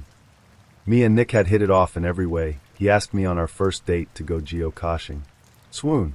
Nick and I have been side by side since then. I loved everyone I worked with, always laughing and playing pranks on each other, but also always helping each other and busting our asses to make the customers happy. I should add that my best friend works there, and another good friend of ours had gotten hired too. We were a close-knit family in the quick service department. Well, I didn't make it past my probationary period because I was just a bit slower. So Nick has a full mechanic garage at his dad's place, and I'd meet him after he got off work, so we could make some side job money. So about a month and a half ago, Nick and I decided to get an apartment together, and it's been amazing. I've been bringing him to work, grabbing him on lunch break, and picking him up, which I love, because I can also say hey to all my old co-workers. That being said, I should add that Nick doesn't have any social media, and we are together literally all the time, except when he's working. Asterisk, here's where shit gets crazy. I get a message request on Facebook from some random girl saying, I can't believe what I am seeing. Nick is my man, and he's in your profile photo with you. He's been my man for 7 months. I immediately went into panic mode. Called him at work asking who this girl is. He was just as confused. The more I talked to this girl to try and figure out what the hell is going on, the more she said weirdly specific things about Nick, like the truck he drives. They meet up at his dad's shop, which no one would know about his dad's shop because he never talks about it. She knew his phone number and everything, but she could never provide proof, screenshot conversations, photos of the two of them, nothing. We got to a point where it felt like this whole thing was real, and that her and I were going to team up. But she never answered my calls, only messages. But after Nick and I had a huge talk about it, I knew that something wasn't right about this girl. I had to get to the bottom of it. I started getting pretty fucking scared when one day I dropped Nick off after lunch. A min went by and I get a message saying, damn, Nick looks sexy in that hoodie today. This shook me up. I asked what color, and she said the correct color. At this point, My first thought is stalker, like actually watching us. I told Nick about how she knew what he was wearing, and he was super creeped out. Then when I pick him up, I'll usually park by the quiet side of the building where no one can really see me. This time though, a work truck drives by me real slowly. I pretend not to notice him because I was in no mood to chat with anyone, and I recognized the driver as a former coworker of mine that I'd only spoken to maybe 2 times during my time at the dealership. However, we were friends on Facebook.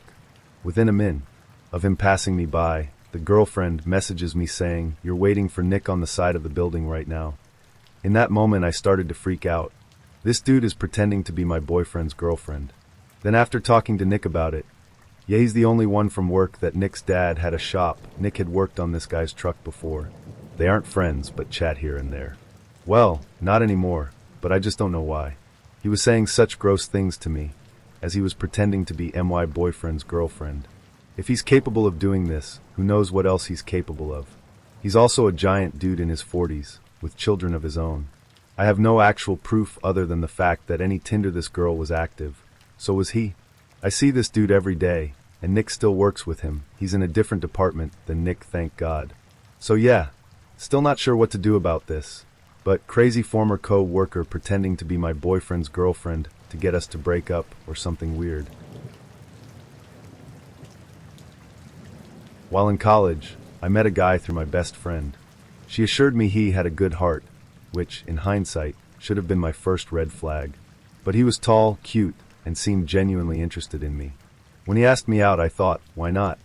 A date sounded fun, and I was looking forward to getting to know him better. For the date, he suggested we meet at his house to watch a movie. This was before Netflix and chill became a euphemism, so I took it at face value. Watching a movie actually meant watching a movie. When I got to his place, he greeted me warmly and led me to his car. Before heading to Blockbuster, he said he wanted to take me somewhere special to watch the sunset. It sounded sweet, so I went along with it, imagining a quiet, romantic moment that might set the tone for the evening. He drove us to a secluded riverbank, and at first, it seemed like a perfect choice. The water shimmered as the sun began to dip below the horizon, and the air was cool and peaceful. The moment had all the makings of a romantic scene straight out of a movie. But nature had other plans. Almost as soon as we got out of the car, bugs began swarming around us, coming off the river in droves. We tried to swat them away, laughing awkwardly, but things took a turn for the worse when hundreds of bats swooped in, circling above our heads. What might have been a charmingly adventurous moment quickly turned into a scene from a low-budget horror film. We raced back to the car, ducking and flailing like lunatics, and slammed the doors shut. Panting and disheveled, we looked at each other and burst out laughing. At least we could both agree it was time to leave. The date, however, was far from salvaged. When we arrived at Blockbuster, I learned that I would need to open an account in order to rent a movie. Confused, I asked why he couldn't just rent one himself. That's when he sheepishly admitted that he was banned from renting movies there. He didn't elaborate on why, and I didn't press him for details, but it was hard not to wonder what on earth someone could do to get banned from a Blockbuster. I reluctantly opened an account, telling myself it was no big deal, and we finally picked out a movie. On the way back to his house, he seemed to relax a bit, chatting about how excited he was to watch the movie. Then, almost casually, he dropped the bombshell. "Don't worry," he said, "I'll return the movie first thing tomorrow morning." "Okay," I replied, not understanding why he felt the need to reassure me. "It'll be my only chance to return it," he continued, "because starting Monday, I'm under house arrest for 30 days. I blinked, unsure if I'd heard him correctly. "House arrest?" I repeated, my voice tinged with disbelief. "Yeah," he said, as though it were the most normal thing in the world. "It's not a big deal. Just a misunderstanding, really." By this point, I was struggling to keep my composure. Between the bats, the Blockbuster ban, and now the revelation of his impending house arrest, I was mentally tallying up all the red flags I'd ignored up to this point. When we got back to his house, I sat through the movie mostly in silence, wondering how I'd managed to end up on a date that felt like a series of escalating plot twists. As soon as the credits rolled, I made an excuse about needing to get up early the next morning and left as quickly as I could. Hi guys, this event happened to me around January of this year. I am a 20-year-old nursing student. For those of y'all that don't know, Grindr is like Tinder but for gay men. So yes, I am a kinky, perverted, fabulous sinner, but let's move on. At the time I was in a relationship for over a year, and we had just broken up. To get over those feelings of loneliness and boredom, I decided that I needed to do some extracurricular activities on Grindr, smiley face. After my first week on the app, there are a lot of options lined up for me to pick, and this was the first time a self-professed sugar daddy was in the roster. I can make money without having to really do anything and just focus on school. Perfect. This sugar daddy wants to meet me at a restaurant, P.F. Chang's, pay for my dinner, and discuss payment options. Bling bling bling. As I get ready, I ask for a picture, he delivers, and I am disgusted. I like the idea of a sugar daddy, but I can't get over the old man aspect of it. Anyways, I make up a weather excuse and stay home. This man doesn't talk to me again after this. Fast forward a week after that. I've hung out with a couple guys after that encounter with the sugar daddy. This new guy starts messaging me from another app called Jacked. Same thing as Grindr basically. We will call him Jack. Jack seems really cool, he's skinny, and he has a military uniform in one of his pictures.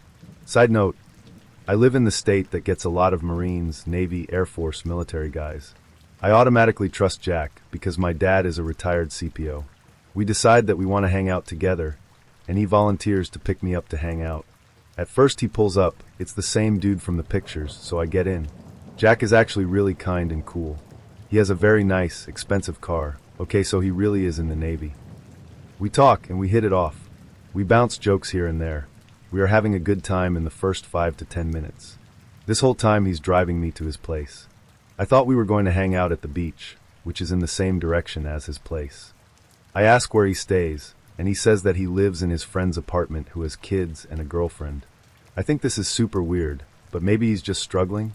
This is where things start to get creepy. He pulls out his phone, and he has all of these pictures of guys. A lot of them are nudes. At first I'm just like, damn bro. And then I start noticing a lot of the guys are from Grindr. He starts explaining how he has this sugar daddy, and that he hooks people up with said sugar daddy. He said, insert Grindr username, wants me to hook him up, but he's not as cute as you, trying to flirt with me. I'm okay. I tell him that I recently had an encounter with a sugar daddy, but it was so not for me, haha. He proceeds to tell me that his particular sugar daddy paid him to have sex with his close friend, while sugar daddy watched and recorded. Jack shows me a picture of his sugar daddy, and to my surprise it's the same old guy that tried to be my sugar daddy. I felt really creeped out. This guy basically recruits people for the sugar daddy. I rejected the sugar daddy personally, and now his recruiter has me in his car. I tell him that I was supposed to have dinner with the sugar daddy. Jack tells me that he knows because he was going to join us, and we were supposed to have sex together for the sugar daddy. I am terrified. I look out the window, and we are near a really infamous Food Lion where a lot of crime occurs. Behind the Food Lion is a really sketchy, bad neighborhood. I ask him where his apartment is, and he said it's behind the Food Lion. I don't think so. I am only confrontational when my life is on the line, and this was that moment. Bro, I'm not going back there, turn the fuck around or I'm walking out. In hindsight, I should have just walked the fuck out. I was afraid of getting shot if I walked out, but there was no way I was going back there either. He complied and turned around. We agreed that he was dropping me off at my house. I was stuck in my head, I'm so fucking stupid. Why did I give him my address? Why did I even do this in the first place? I had a flashback of when I went apartment shopping in the area. We drove past that shady-ass neighborhood, and I saw two men standing over a man on his knees in the middle of the street, at night. That man was probably killed that night, and I did not want a similar fate. Suddenly, I am pulled out of being in my head by Jack. Jay, are you afraid of guns? Why the fuck are you asking me that question? Me, no. I reply, trying to sound unfazed. Jay, you can't act afraid when someone pulls the gun on you. He said, trying to act like we were having a friendly conversation. Me, aight bro. Jay, you think I have a gun? Me, yes. My hand was about to open the door. I was about to hop out the moving car.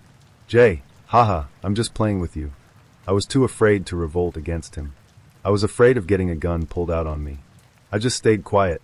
He wasn't in a bad mood either. He still acted really friendly, like everything was fine. He told me to give him head before he dropped me off. Oh my god. This is so embarrassing, but I was too afraid of rejecting him, so I did it. After that, he was in a super good mood, and he dropped me off at home. I blocked him. I deleted all the apps. I am never doing that again. Later, I confessed to my close friend about what happened. She told me that her BF grew up in the shady neighborhood, and that a lot of people get shot over there. She told me that I could have gotten murdered or sold as a sex slave. I mean, I think I'm too old to be a sex slave, but you never know. When I got back together with the guy I initially broke up with, he told me the same thing. I pointed out to my boyfriend how there was a certain white boy that Jack showed me from Grindr. My BF told me that he was talking to the white boy while we split up, and he's a rich boy, he rides a red Mustang, and he lives near us. I see his red Mustang ride around sometimes, and I just hope he doesn't get into the same situation I was in. Maybe not the creepiest thing to ever happen to me, but it definitely made me deactivate my account and look behind my shoulder. I was 19 years old at the time this happened, single, attending college at a university in my hometown. I still lived at home. I had friends, but I was romantically lonely, so I decided to download OkCupid and give it a whirl. I had friends who had used the app with moderate success. I considered myself streetwise, and I knew I could always deactivate it if anything creepy happened. I didn't choose a username that could directly lead to finding me on social media, and I didn't link up a Tinder account. I didn't list anything overtly personal in my profile, just interests like music and movies. The usual, I like hiking, let's get to know each other, blah blah blah. Things went mostly fine. I got pervy messages, nothing too extreme. I conversed pleasantly with some men, and went on dates. I felt safe. Then one day I logged into my Facebook and had a chat request. He told me his name was Ryan, and he was college-aged, attending school at my university, looking for friends. Now keep in mind, I had also been in a group on Facebook about finding friends on campus because I often felt alienated there. I thought this was a man from the group, so my messages were very friendly and trying to get to know you type chats. The conversation was fine at first, but I thought it was odd that he didn't have a profile picture. He kept begging me for more pictures of myself, but demurring when I asked for a picture of him. He would bemoan how ugly he was, and how pretty girls never liked hideous guys. I tried to be nice, but it started bothering me. Then, the messages started getting bizarre. He kept asking me where I was going to be in class, or go to class the next day. I didn't respond. They started getting more and more frequent and hysterical. I'm talking 20 or 30 a day, begging me to respond. Then finally, in terrible punctuation, I see you every day sitting in the Mac lab in the library. You are so cute, please talk to me. My blood ran cold. He had sent an accompanying picture of himself. I recognized him as a man who had harassed me on OkCupid, and who I had eventually blocked. He was probably at least 20 years older than me, balding, with extremely yellow teeth. I'm not trying to judge someone on appearance, but something in his eyes was wild and just didn't sit right. I'm not sure if I'm describing this right, but his eyes were just like black pits. He really creeped me out. Somehow he had found my personal Facebook from OkCupid, and I'm not even sure how. But he also knew I had studied at X library in the Mac lab and made it clear he had been watching me for quite some time. There was no way he would have known that unless he had been actively, physically stalking me. I had never seen him on campus and never saw him again. I blocked him instantly from Facebook and always checked behind my back when I walked at night on campus. For a while I worried he was still stalking me at the library, so I changed the locations I'd study at. It was all very nerve-wracking. So my boyfriend at the time and I were on vacation in Bali. It was the perfect getaway, a beautiful, secluded hotel perched on a cliff overlooking the ocean. The kind of place where everything feels romantic and every moment is meant to be cherished. One night, we decided to switch things up and eat at a Mexican restaurant for dinner. Both of us love spicy food, so naturally, we ordered the spiciest peppers and salsa to put on everything. The food was incredible, and we reveled in the delicious burn of the peppers. There's something satisfying about feeling like you're challenging yourself with spice, almost like it's a badge of honor. We laughed, drank margaritas, and talked about how great the food was, savoring every bite of the fiery meal. Little did we know, we'd soon come to regret that decision. After dinner, we headed back to our room, which was as dreamy as the rest of the hotel. It was designed to be open and outdoorsy, the kind of setup where you feel like you're living in harmony with nature. Our bathroom and shower were outside, offering incredible views of the starry night sky and the sound of waves crashing below. It was the epitome of romance. Feeling the buzz of a great night out, we started hooking up. Things were heating up in all the right ways, and the mood was perfect. We began with a little foreplay, and at first, everything was going great. But then something felt off. What started as pleasurable quickly turned into discomfort. I tried to power through it, thinking maybe I was just imagining things or perhaps I was sore. But within moments, the discomfort escalated into outright pain. It burned, and not in a good way. I tried to focus on the moment, but the sensation became unbearable. That's when it hit me. The peppers. Horrified, I realized that the spice from the peppers was still all over his hands, his mouth, his tongue, and now it was all over me. And not just anywhere, it was in all the wrong places. The pain was immediate and excruciating, like fire spreading wherever his touch had lingered. I jumped up, screaming and crying, the mood completely obliterated. Panic set in as I realized I needed relief immediately. I bolted to the outdoor shower, flinging the door open in the middle of the night. The once beautiful design of the outdoor bathroom now felt like a cruel joke. I stood there, frantically trying to wash away the fiery pain with cold water, while the ocean breeze chilled my soaking wet skin. My boyfriend came running after me, apologizing profusely. He was clearly just as horrified as I was, though part of me couldn't help but feel a twinge of annoyance. "Why didn't you wash your hands better?" I managed to shout through the pain. He muttered something about not realizing the spice would linger like that, but honestly, I couldn't focus on anything other than the burning sensation. At one point, he tried to help by bringing out a glass of milk he'd found in the minibar. I don't know what was more ridiculous, the idea that I'd pour milk all over myself under the outdoor shower, or the fact that he was earnestly suggesting it as a solution. Desperate times call for desperate measures, and let's just say milk ended up being involved. By the time the burning subsided enough for me to think straight, the mood was beyond dead. There was no recovering from that fiasco. We sat there under the stars, me wrapped in a towel, him looking sheepish and repeatedly apologizing. Despite the awkwardness, I couldn't help but laugh at the absurdity of it all. Who knew spicy food could lead to such a catastrophic romantic mishap? The next morning, we avoided eye contact with the hotel staff, convinced they'd heard my midnight screaming and assumed the worst. Over breakfast, we tried to recount the incident without cringing too much. "At least we'll never forget this vacation," he said with a nervous chuckle. He wasn't wrong. This happened about 5 years ago. I randomly just felt like I wanted to share this with someone. I also hope this can help other people in a similar situation. I had just gotten out of a 2-year-long relationship. Living in the city, I moved to my then boyfriend for. After he left, I felt lonely and heartbroken. I was stuck in the apartment we had shared. I downloaded Tinder to chat to guys as a way of coping with the breakup. There, I matched with this guy. He was about 4 years older than me. He was extremely handsome and charming. He was very much into fitness and had an amazing body. After talking for a few days, he asked to meet, so we did. He came over to my house, and I was immediately attracted to him. He was a bad boy, the kind I usually fall for. But he was also very sweet in the way he talked to me. He kept complimenting me and doing sweet stuff to me. After a few days of meeting, we ended up having sex, and it was honestly the best sex I had ever had. I felt this intense chemistry between us. We started hanging out and having sex a lot. At the time I did smoke weed a lot. I know he smoked too, and did some other drugs. I didn't really care much at the time.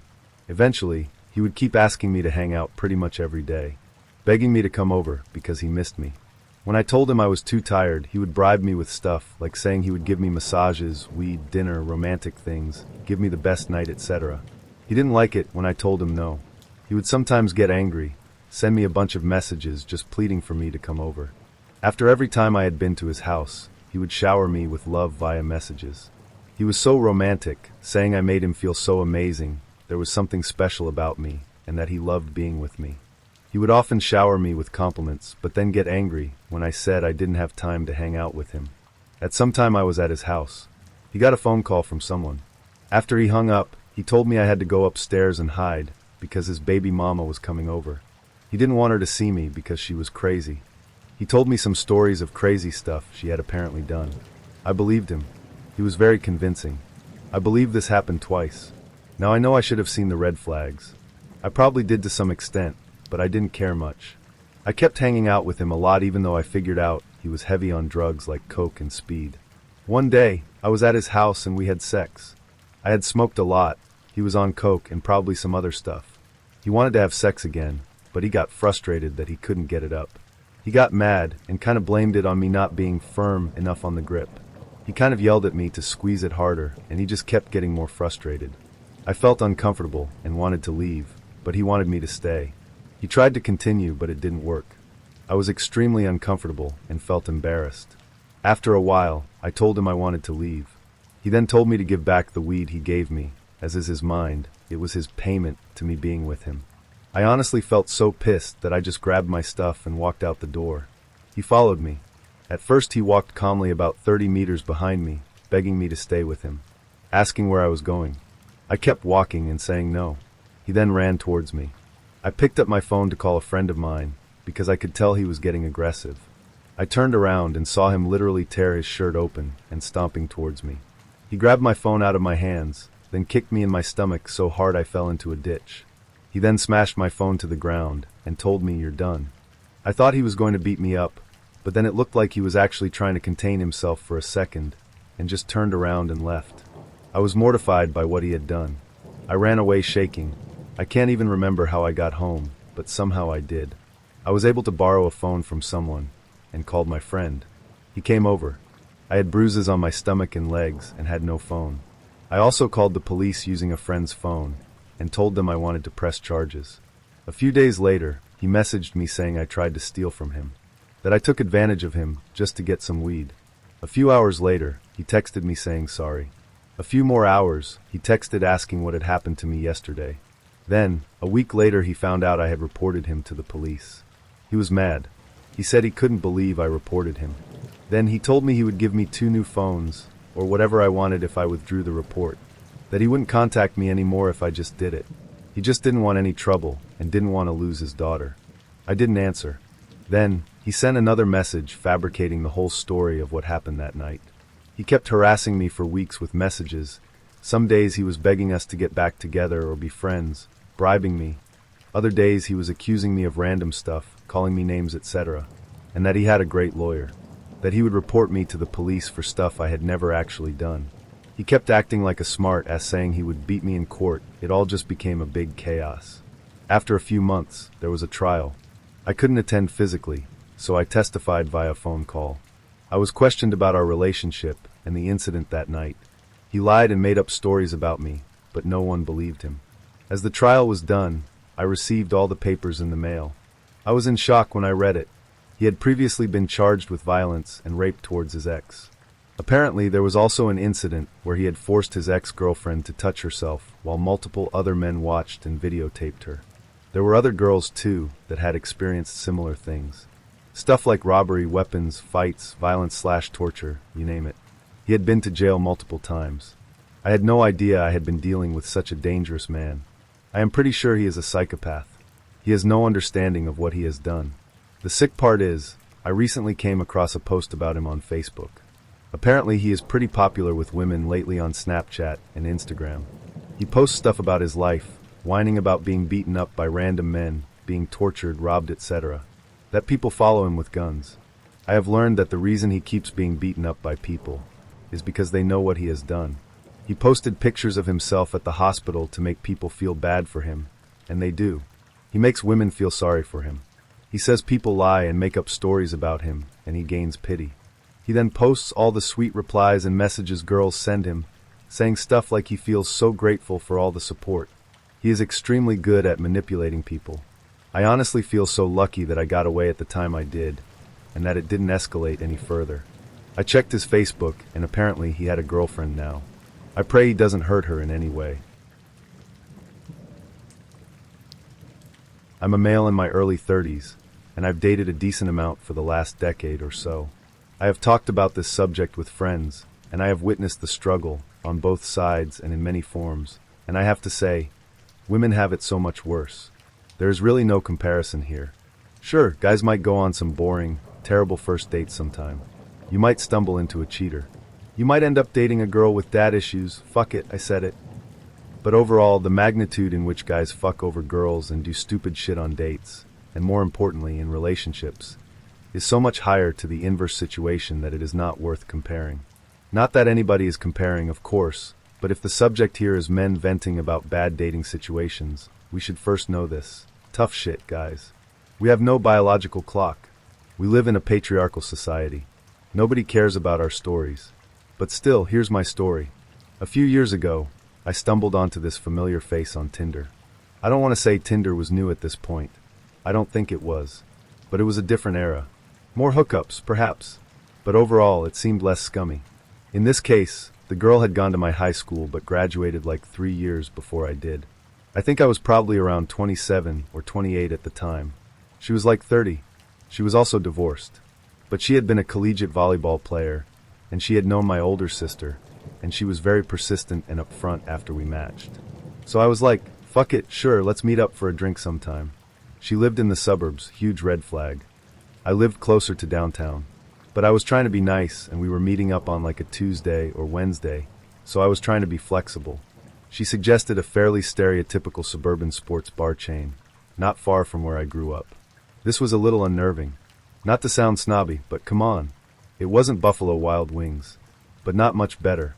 Still, she was fitting in the meetup after a volleyball league, so I figured we'd meet, get a quick drink, talk a bit, and see if an actual date would be worth it.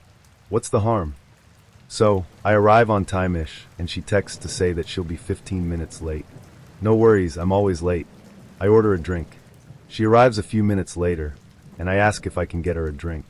And she says 3 words that always shake me to my core. I don't drink. Okay, this is a tough spot for someone. I get it. We should all probably drink a little less. Maybe she's a raging alcoholic. I'm sympathetic to that. There are many possible scenarios. And being a non-drinker in your early 30s while trying to date is probably very shitty. But I feel like this might be something to be discussed when you make plans for a meetup at a bar. A brief aside, I feel like I've started suggesting coffee places for first dates to accommodate this scenario. But still, come on. So she gets a water, and we go to sit down. But before we even sit down, she gets a text from a volleyball teammate who had just been at her practice or game or whatever. Her car is broken down, and she needs a jump. The girl is super nice about it and feels bad, but she needs to go help her friend. It's going to take like 20 minutes. So I'm like, no worries, I'll just come along. Better than just waiting here. So I down my drink. We hop in the car, and we go off to save this friend. All the while this girl is on her phone like she's trying to navigate a ship across the Atlantic or something. Her friend is only like 8 to 10 minutes away, but it's a fucking ordeal. And she keeps yelling into her phone at a strangely loud volume. So we finally find the girl on the side of a road in the suburbs. We jump the car. It takes about 15 minutes or so. Another friend, this guy named Sergey, shows up and proceeds to help. Sergey seems super nice, but he appears really angry at what's happening, like he's bailed out this friend before. In a minute or two, he's shouting too, very loudly. He appears to know what's wrong with the car, and he thinks he can fix it himself if she'll follow him to Walmart or something. Sergey seems like a real MacGyver type. All the while, I'm standing off to the side like, ook. So, the friend thinks the car will get home. She'll fix it in the morning, she says. So we hop back in the car and head back toward the bar. But no. 2 minutes later, the friend calls again. Her car has stalled, this time on the side of a rather major highway. We speed off to help the friend for a second time. And here's where things really start to go off the rails, because we had driven back toward the bar, and because my date ends up taking a few wrong turns. We end up getting on the highway at a different point a few miles away.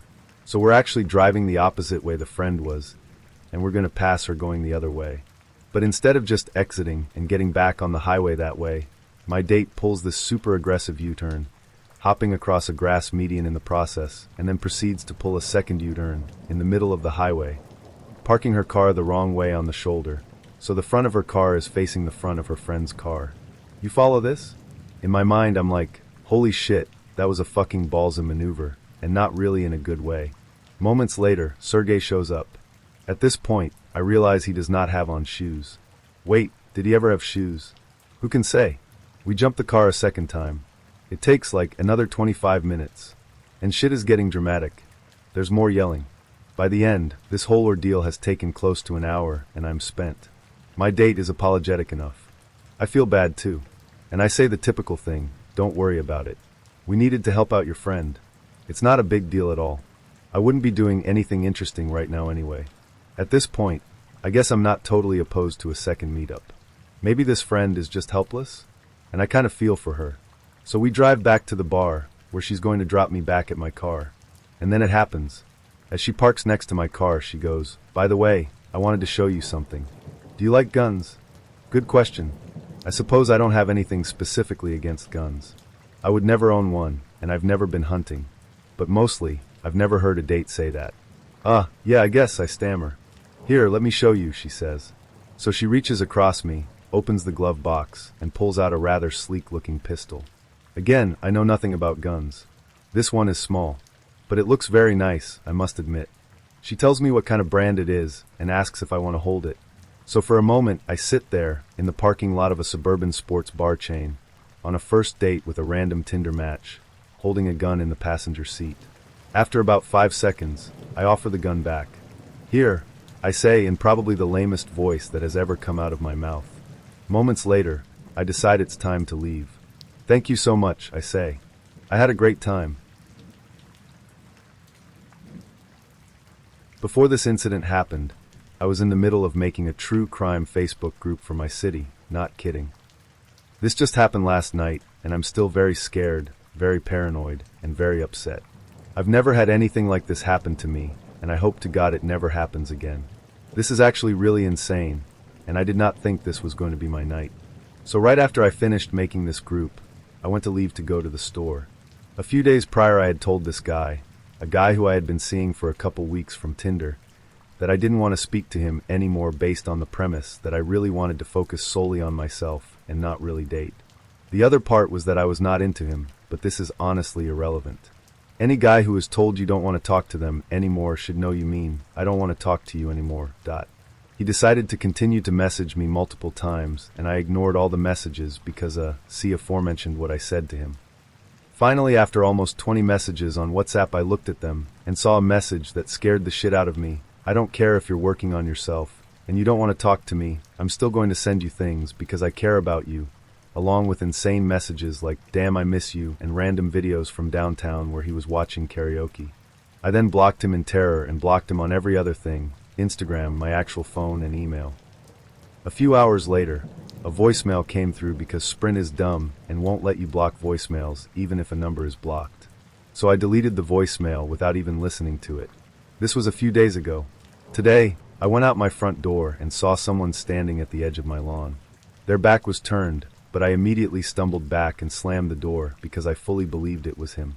I was in the middle of a panic attack, and thankfully my front door automatically locks from the inside once it's shut. I live in one of those big old houses that are split into apartments, so I ran up the stairs to my apartment, shut that door, and started freaking out.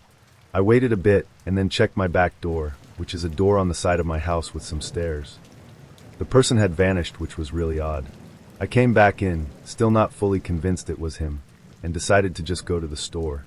I held my keys between my fingers and walked down the sidewalk to my car, which is a little ways as I don't have off-street parking. I was gone for almost an hour. During this time, I had called one of my more badass male friends and basically told him I was being stalked and that I was 99% sure this guy was waiting outside my house. The scary part was that I had no idea how long he had been out there as I was happily making this group and just messing around in my apartment.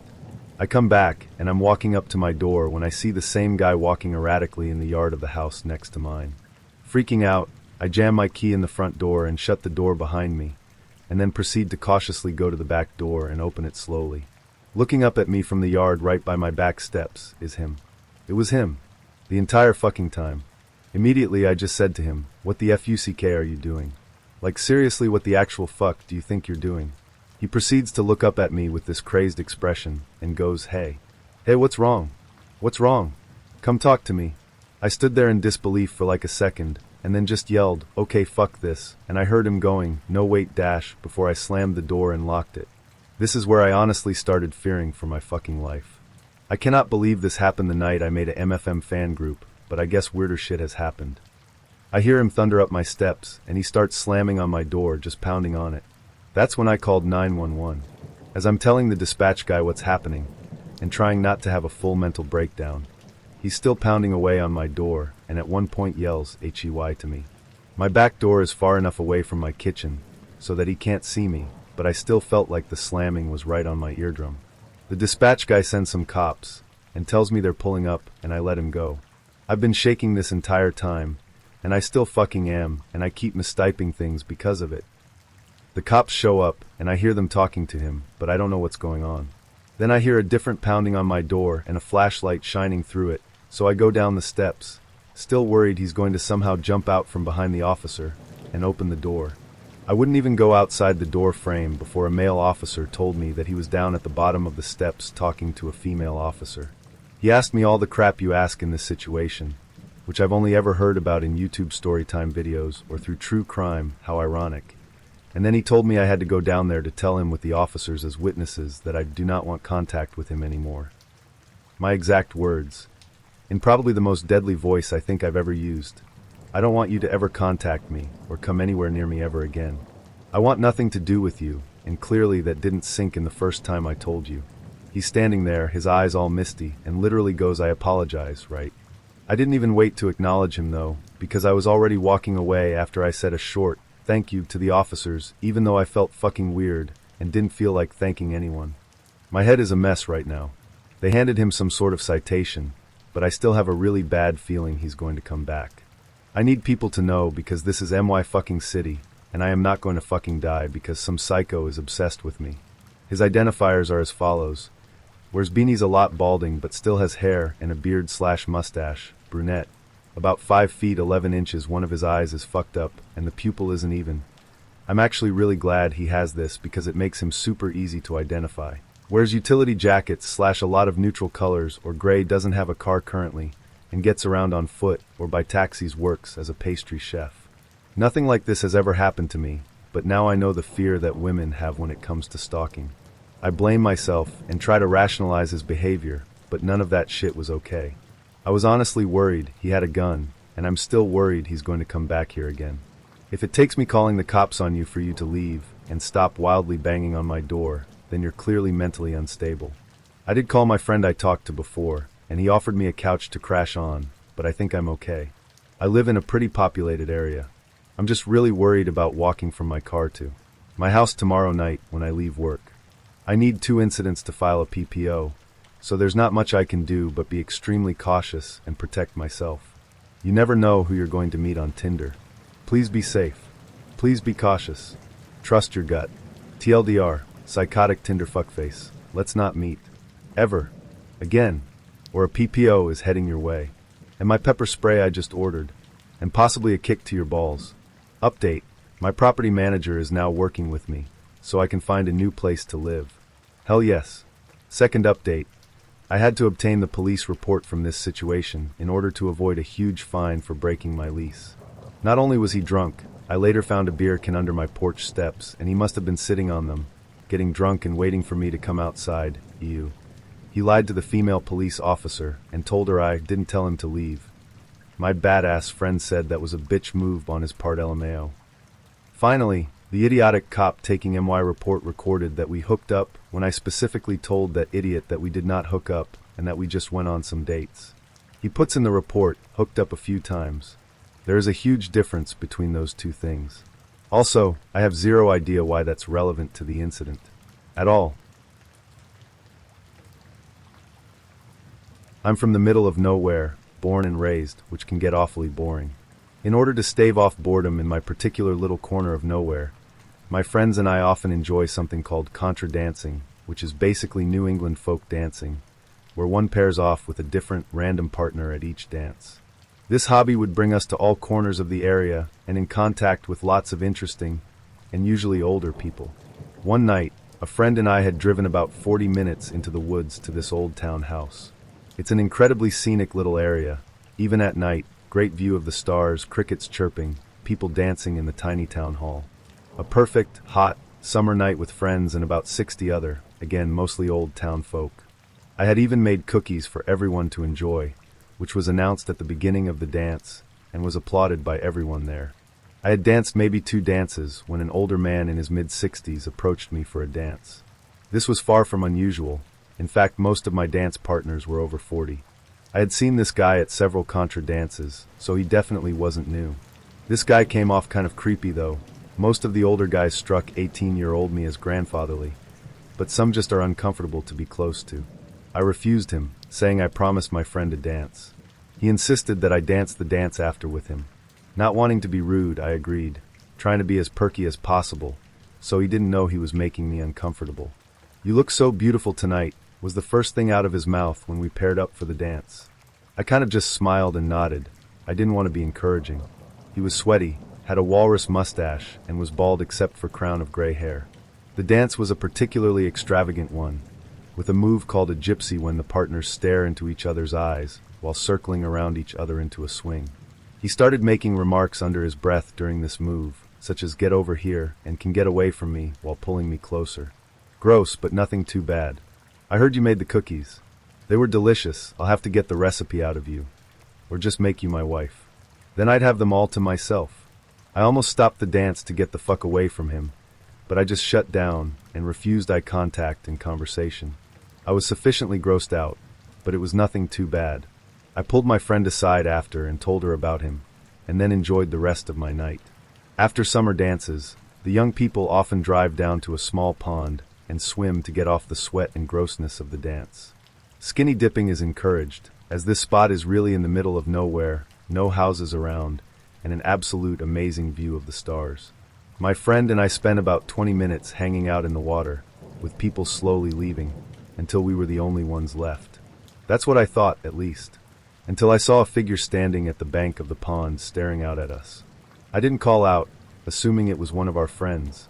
I swam closer, starting to get out of the water. It wasn't until I was actually fully out of the water, clothed only in a t-shirt and underwear, that I recognized the old man from before. A lurch of fear and wrongness I felt in that moment I will never forget. I have never seen anyone above the age of 25 go down to the pond with us, and he was fully clothed and not there for a swim. He also wasn't saying anything. "Shannon, we have to go now." I yelled back at her.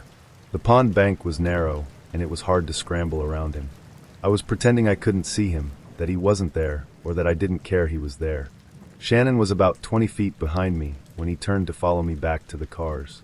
The rocks were painful to walk on and made it hard to move quickly.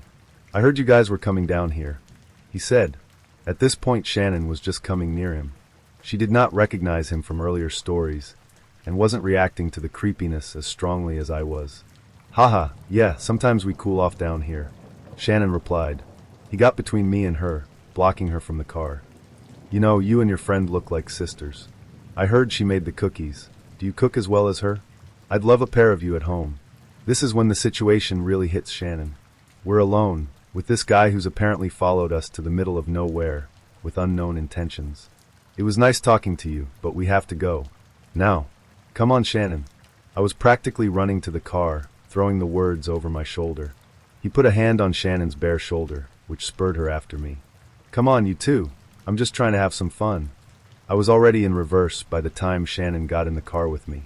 We tore out of the dirt road at about 50 miles per hour and hit pavement at around 70. I almost puked when I saw headlights turn out from the road following us. Since I was about 40 minutes from home through all back roads, I took a gamble and headed towards the nearest gas station, followed the whole way.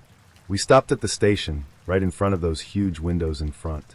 He slowed down, looked at us, and then sped away. I haven't seen him at a contra dance since, which is the scariest thing to me, as he used to be a regular. In my experience, contra dancers are a loyal bunch, but this guy just sort of drifted in for a couple months and disappeared just as quickly. Still makes me uncomfortable to think about. This one was a bad experience from the start. We tried to go to my favorite local breakfast place that has the best eggs Benedict in town. It's cute, has great staff, a fun environment. Unfortunately, the wait time was about an hour, so I suggested we go somewhere else. We don't have any shortage of breakfast spots around here, and I was ready to suggest a few others when he suggests we go to another classic breakfast spot. Denny's. Okay, sure. Denny's is the place I find myself with friends at 2 a.m. because we wanted a milkshake and fries, at 2 in the morning when there's no other option. Or when you're on a road trip and you have to stop at Denny's at least once because that's what you do. But alright, breakfast date at Denny's it is. By the time we sat down, I already had an inkling that it's going to be a no from me if he asked for another date. At this point, he had told me all about his favorite protein powder and how much he benches. Time passed, we ordered food, and I was doing a lot of nodding and wondering if this guy was ever going to ask me a single question about myself. Finally, the question he chose to ask was what kind of car I drive. I mentioned that I was currently saving up to buy my first car. Oh, no way. That's actually awesome because I'm selling my car. So what's your budget? I'm thinking of selling it for like $5,000. That's pretty reasonable, don't you think? You in? Spoiler alert, I was not in. So when my best friend Lily suggested I try online dating again, I was understandably hesitant. Come on, Sarah, she said, scrolling through her phone as if she were deciding my fate. It's not 1998. Everyone meets online now. My cousin met her husband on some app where you swipe pictures of dogs. You're overdue for a win. Lily, I replied, sipping my wine. My last date tried to sell me essential oils halfway through dinner. I'm not ready to go back out there. But Lily wasn't having it. She downloaded an app onto my phone while I wasn't looking and handed it back to me with a satisfied smirk. Just try it. Worst case, it's a disaster, and I get to hear a hilarious story. Foreshadowing? Maybe. I'll admit, I wasn't taking it that seriously.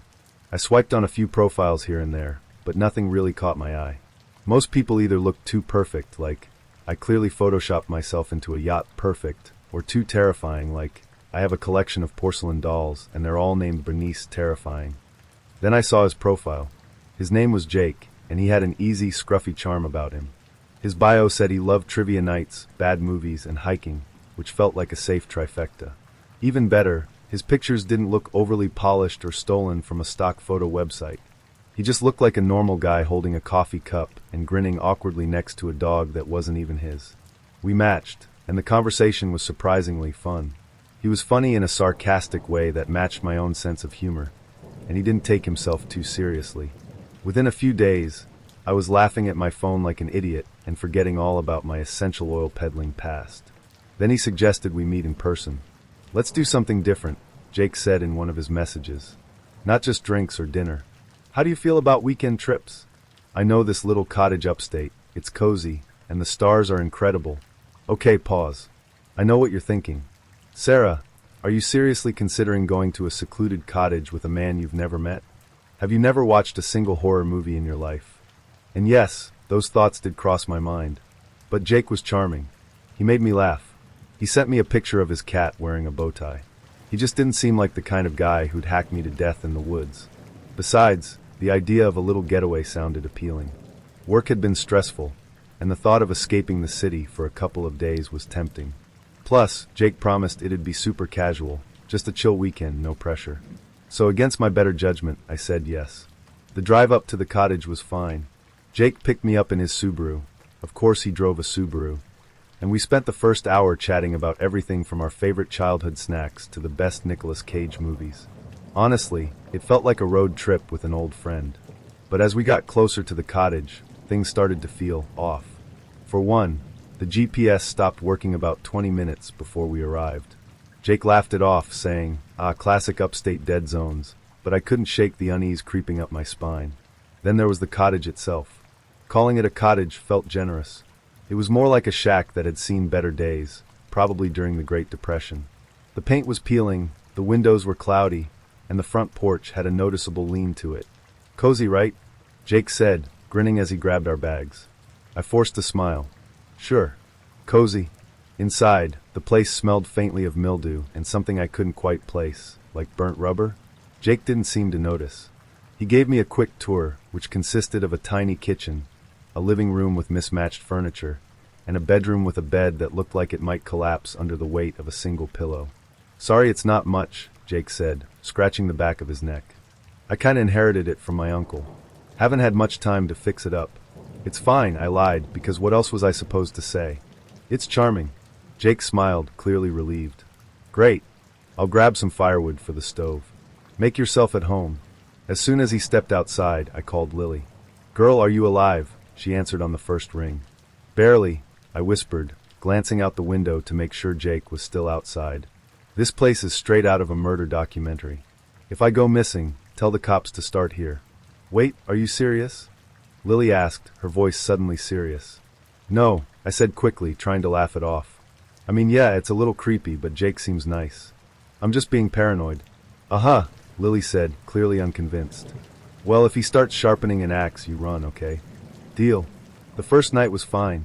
Jake cooked dinner, spaghetti because of course, and we spent the evening playing card games and drinking cheap wine. It was actually kind of fun, in a weird, rustic way. But then things started to get weird. Around midnight, I woke up to the sound of footsteps outside the bedroom window. At first, I thought it was Jake, but when I peeked out, I didn't see anyone. Just the dark outline of the trees and the faint glimmer of stars. "Jake!" I whispered, but he didn't stir. I told myself it was probably just an animal and went back to bed, but I couldn't shake the feeling that something, or someone, was out there. The next morning, I mentioned it to Jake. "Probably a raccoon," he said, shrugging as he sipped his coffee. "They're everywhere up here." "Yeah, probably," I said, but I wasn't convinced. Then there was the basement. I hadn't even noticed the door at first. It was tucked away behind the kitchen, partially hidden by a stack of boxes. But when I went to grab a glass of water, I saw it. "Hey!" I called out to Jake, who was fiddling with the wood stove. "What's in the basement?" He froze for half a second before laughing nervously. "Oh, nothing. Just old junk. The place came with a ton of my uncle's stuff, and I haven't gone through it yet." His tone was casual, but something about the way he avoided looking at me made my stomach twist. That night, I heard the footsteps again, and this time they didn't stay outside. I woke up to the sound of creaking floorboards, like someone was walking through the living room. My heart started pounding as I strained to listen. "Jake!" I whispered, but he didn't respond. I grabbed my phone and turned on the flashlight, aiming it toward the bedroom door. It was closed just as we'd left it. For a moment, I thought I was imagining things. Then the doorknob started to turn. I froze, my breath caught in my throat. The door creaked open just an inch, and I swear I saw a shadow move in the hallway. "Jake!" I hissed, shaking him awake. He groaned and rolled over. "What?" "There's someone in the house," I whispered, gripping his arm. Jake sat up, rubbing his eyes. "What are you talking about?" I pointed at the door, which was now wide open. I heard footsteps. The door opened on its own. Jake grabbed his phone and turned on the flashlight, shining it into the hallway. "Nothing." "See," he said, trying to sound reassuring. "There's no one here." But I wasn't convinced. The next day, I told Jake I wasn't feeling well and needed to head back home. He seemed disappointed but didn't argue, which was a relief. As we drove back to the city, I couldn't shake the feeling that I'd just barely escaped something terrible. Then, just as we were pulling into my neighborhood, Jake turned to me and said, "You know, I had a great time this weekend. We should do it again sometime." I forced a smile. "Yeah, maybe." But in my head, I was already planning to block his number the second I got out of the car. And I did. I haven't heard from Jake since, and honestly, I'm okay with that. Lily, of course, thinks the whole thing is hilarious. "You wanted a story," she said, nearly crying with laughter when I told her what happened. "And you got one." "Yeah, thanks, Lily. Next time, I'm sticking to drinks and dinner."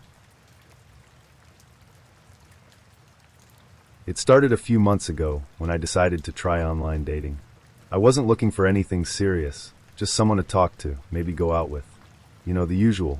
Work had been exhausting, and most of my friends had either moved away or settled down. I figured it couldn't hurt to swipe through a few profiles and see what happened. The app was one of the more popular ones. You know the type. Swipe right if you're interested, swipe left if you're not. It was mindless entertainment at first, browsing through profiles when I was bored. Then I came across his profile. His name was Ryan. He wasn't conventionally attractive, but something about his smile seemed genuine. His bio wasn't anything special, just a few lines about loving hiking and horror movies, but it was enough to catch my attention. He seemed normal, and honestly, that's all I was looking for. I swiped right. We matched almost immediately. The conversation started off casual. He asked about my favorite movies, and we bonded over our mutual love for obscure horror films. He told me about his dog, a golden retriever named Max, and shared some funny stories about him. I told him about my job and my love for photography. It felt easy, natural. After a week or so of chatting, Ryan suggested we meet up. He offered to take me to a small, family-owned coffee shop downtown. It sounded perfect, low pressure, public, and cozy. I agreed, and we set a date for that Saturday afternoon. When Saturday came, I spent way too long getting ready, second-guessing everything from my outfit to my hair. I was nervous but excited. I texted Ryan as I headed out, letting him know I was on my way. He replied instantly with a thumbs-up emoji. The coffee shop was quaint and quiet, just as Ryan had described. I got there a little early and grabbed a table near the window. I ordered a latte to calm my nerves and waited. and waited, and waited. Ryan never showed up. At first, I thought maybe he was running late. I checked my phone, but there were no new messages. I sent him a quick text. Hey, are you on your way? Nothing. By the time an hour had passed, I realized I'd been stood up. Frustrated and embarrassed, I left the coffee shop and went home. That night, I debated whether or not to message Ryan again. Part of me wanted an explanation, but another part of me didn't want to seem desperate. Eventually, I decided to just let it go. If he didn't respect my time, he wasn't worth it. But then at 2:13 a.m., my phone buzzed. It was a message from Ryan. Sorry I couldn't make it today. Something came up. Can we try again? I stared at the message, unsure how to respond. Something about the timing felt off. Who apologizes for standing someone up in the middle of the night? Still, I convinced myself I was overthinking it. Maybe he'd had an emergency. Maybe he worked late and forgot the time. I replied the next morning, telling him I'd think about giving him another chance. He seemed genuinely apologetic and promised to make it up to me. Against my better judgment, I agreed to reschedule. This time, Ryan suggested dinner at a local Italian restaurant. It was a nicer place than I expected, but I figured it was his way of making up for standing me up. We set the date for the following Friday. When the day arrived, I was cautiously optimistic. I got to the restaurant a few minutes early and waited by the entrance. The hostess asked if I wanted to be seated, but I told her I was waiting for someone. 10 minutes passed, then 20, then 30. Ryan stood me up again. I was furious. I texted him, "Are you serious? If you didn't want to meet, you could have just said so." This time, he replied almost immediately. "I'm here. I've been watching you." A chill ran down my spine. I glanced around the restaurant, looking for anyone who could be him. The dining area was full, but no one was looking at me. The only people near the entrance were a couple waiting for their table and the hostess. I texted back, "What are you talking about? Where are you?" His response came seconds later. "You look beautiful tonight." My stomach dropped. I turned and walked out of the restaurant, my heart racing. I didn't stop until I was in my car with the doors locked. I debated calling the police, but what would I even say? That someone stood me up and sent a creepy text? When I got home, I blocked Ryan's number and deleted the app. I told myself it was over, that I'd never hear from him again. But I was wrong. The messages started a week later, this time from an unknown number. "Did you block me?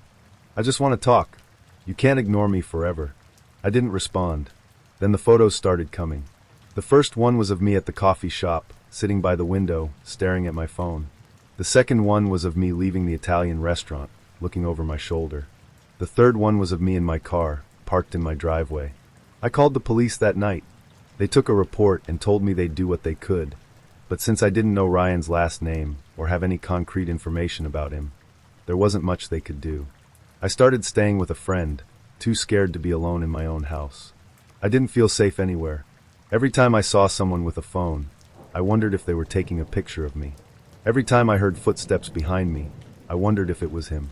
Then, 2 weeks ago, I got one final message. "I'm sorry. I didn't mean to scare you. I just wanted to get to know you. Goodbye." The messages stopped after that. I moved to a new apartment and changed my number. I've deleted every social media account I had. I don't go out alone anymore, and I haven't even thought about dating since. But sometimes late at night, I can't shake the feeling that someone's watching me. I'll hear a creak in the hallway or see a shadow move across the window, and my heart will start racing. And every now and then, I'll get this thought in the back of my mind. What if Ryan's still out there? What if he's not done watching? I was bored, scrolling through one of those dating apps where you swipe left or right.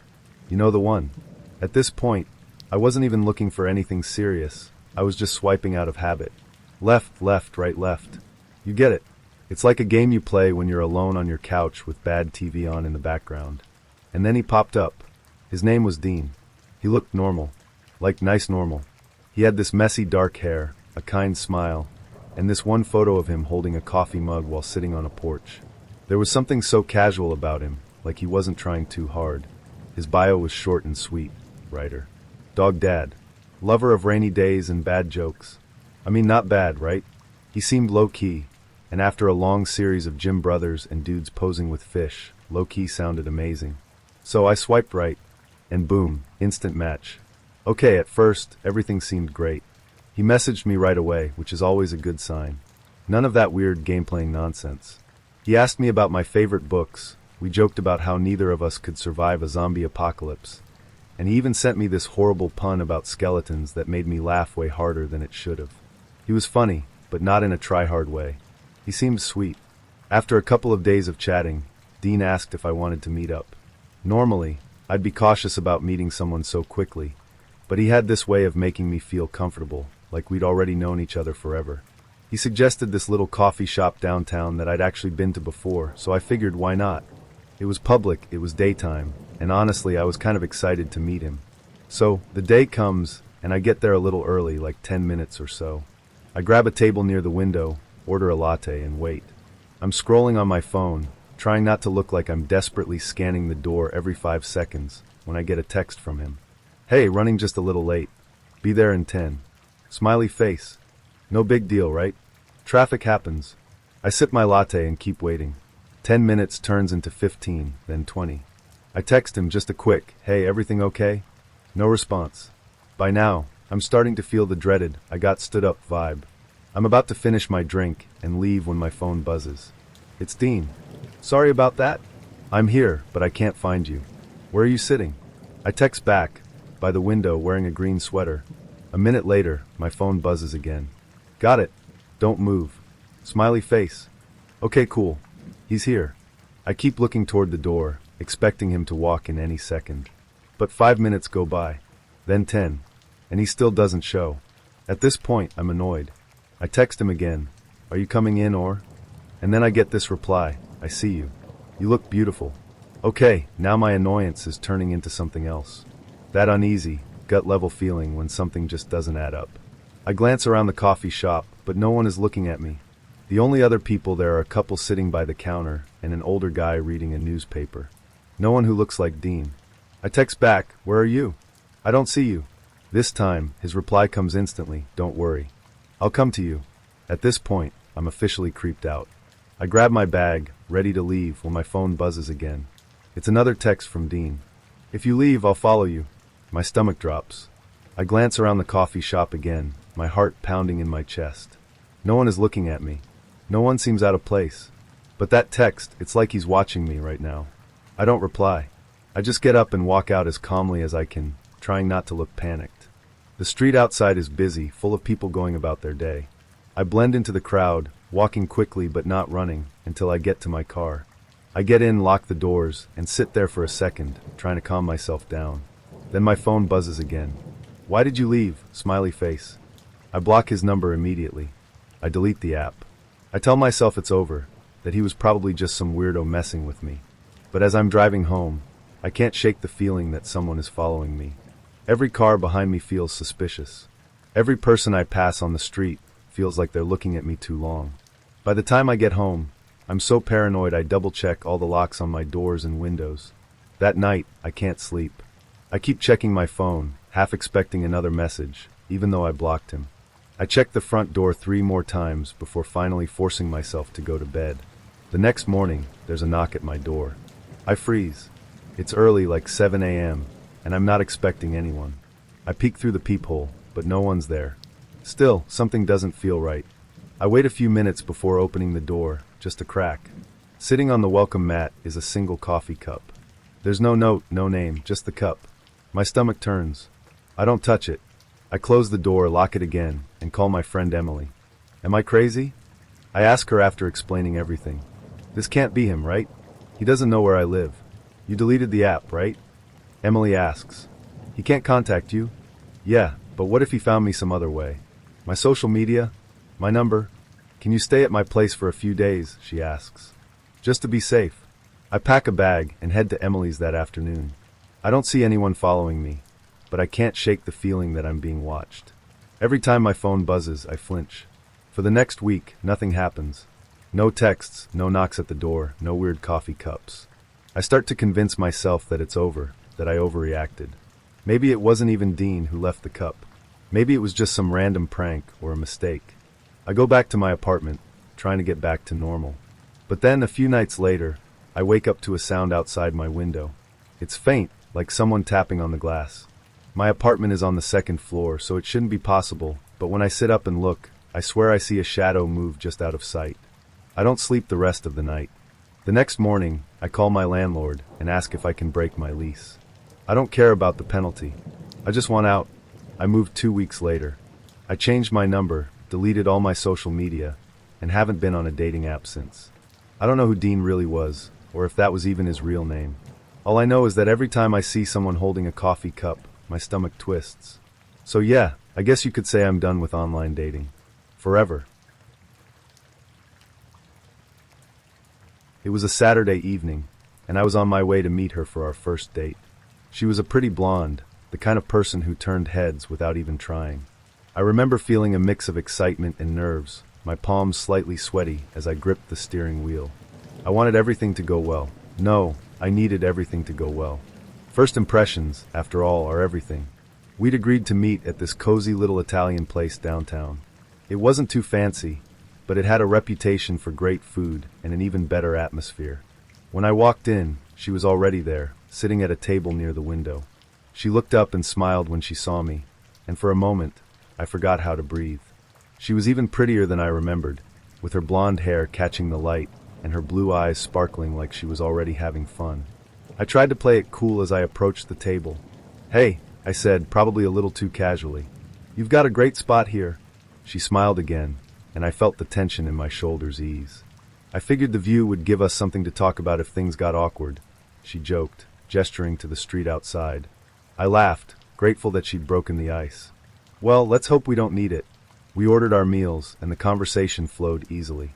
She was funny, sharp, and quick with a comeback, exactly the kind of person I could see myself getting along with. As the evening went on, we started talking about family. That's when she mentioned she had a twin sister. "Wow, a twin," I said, genuinely intrigued. "What's that like?" She grinned. "It's great. We've always been close. It's like having a built-in best friend who knows all your secrets, and occasionally uses them against you." I laughed, imagining the kind of antics twins could get into.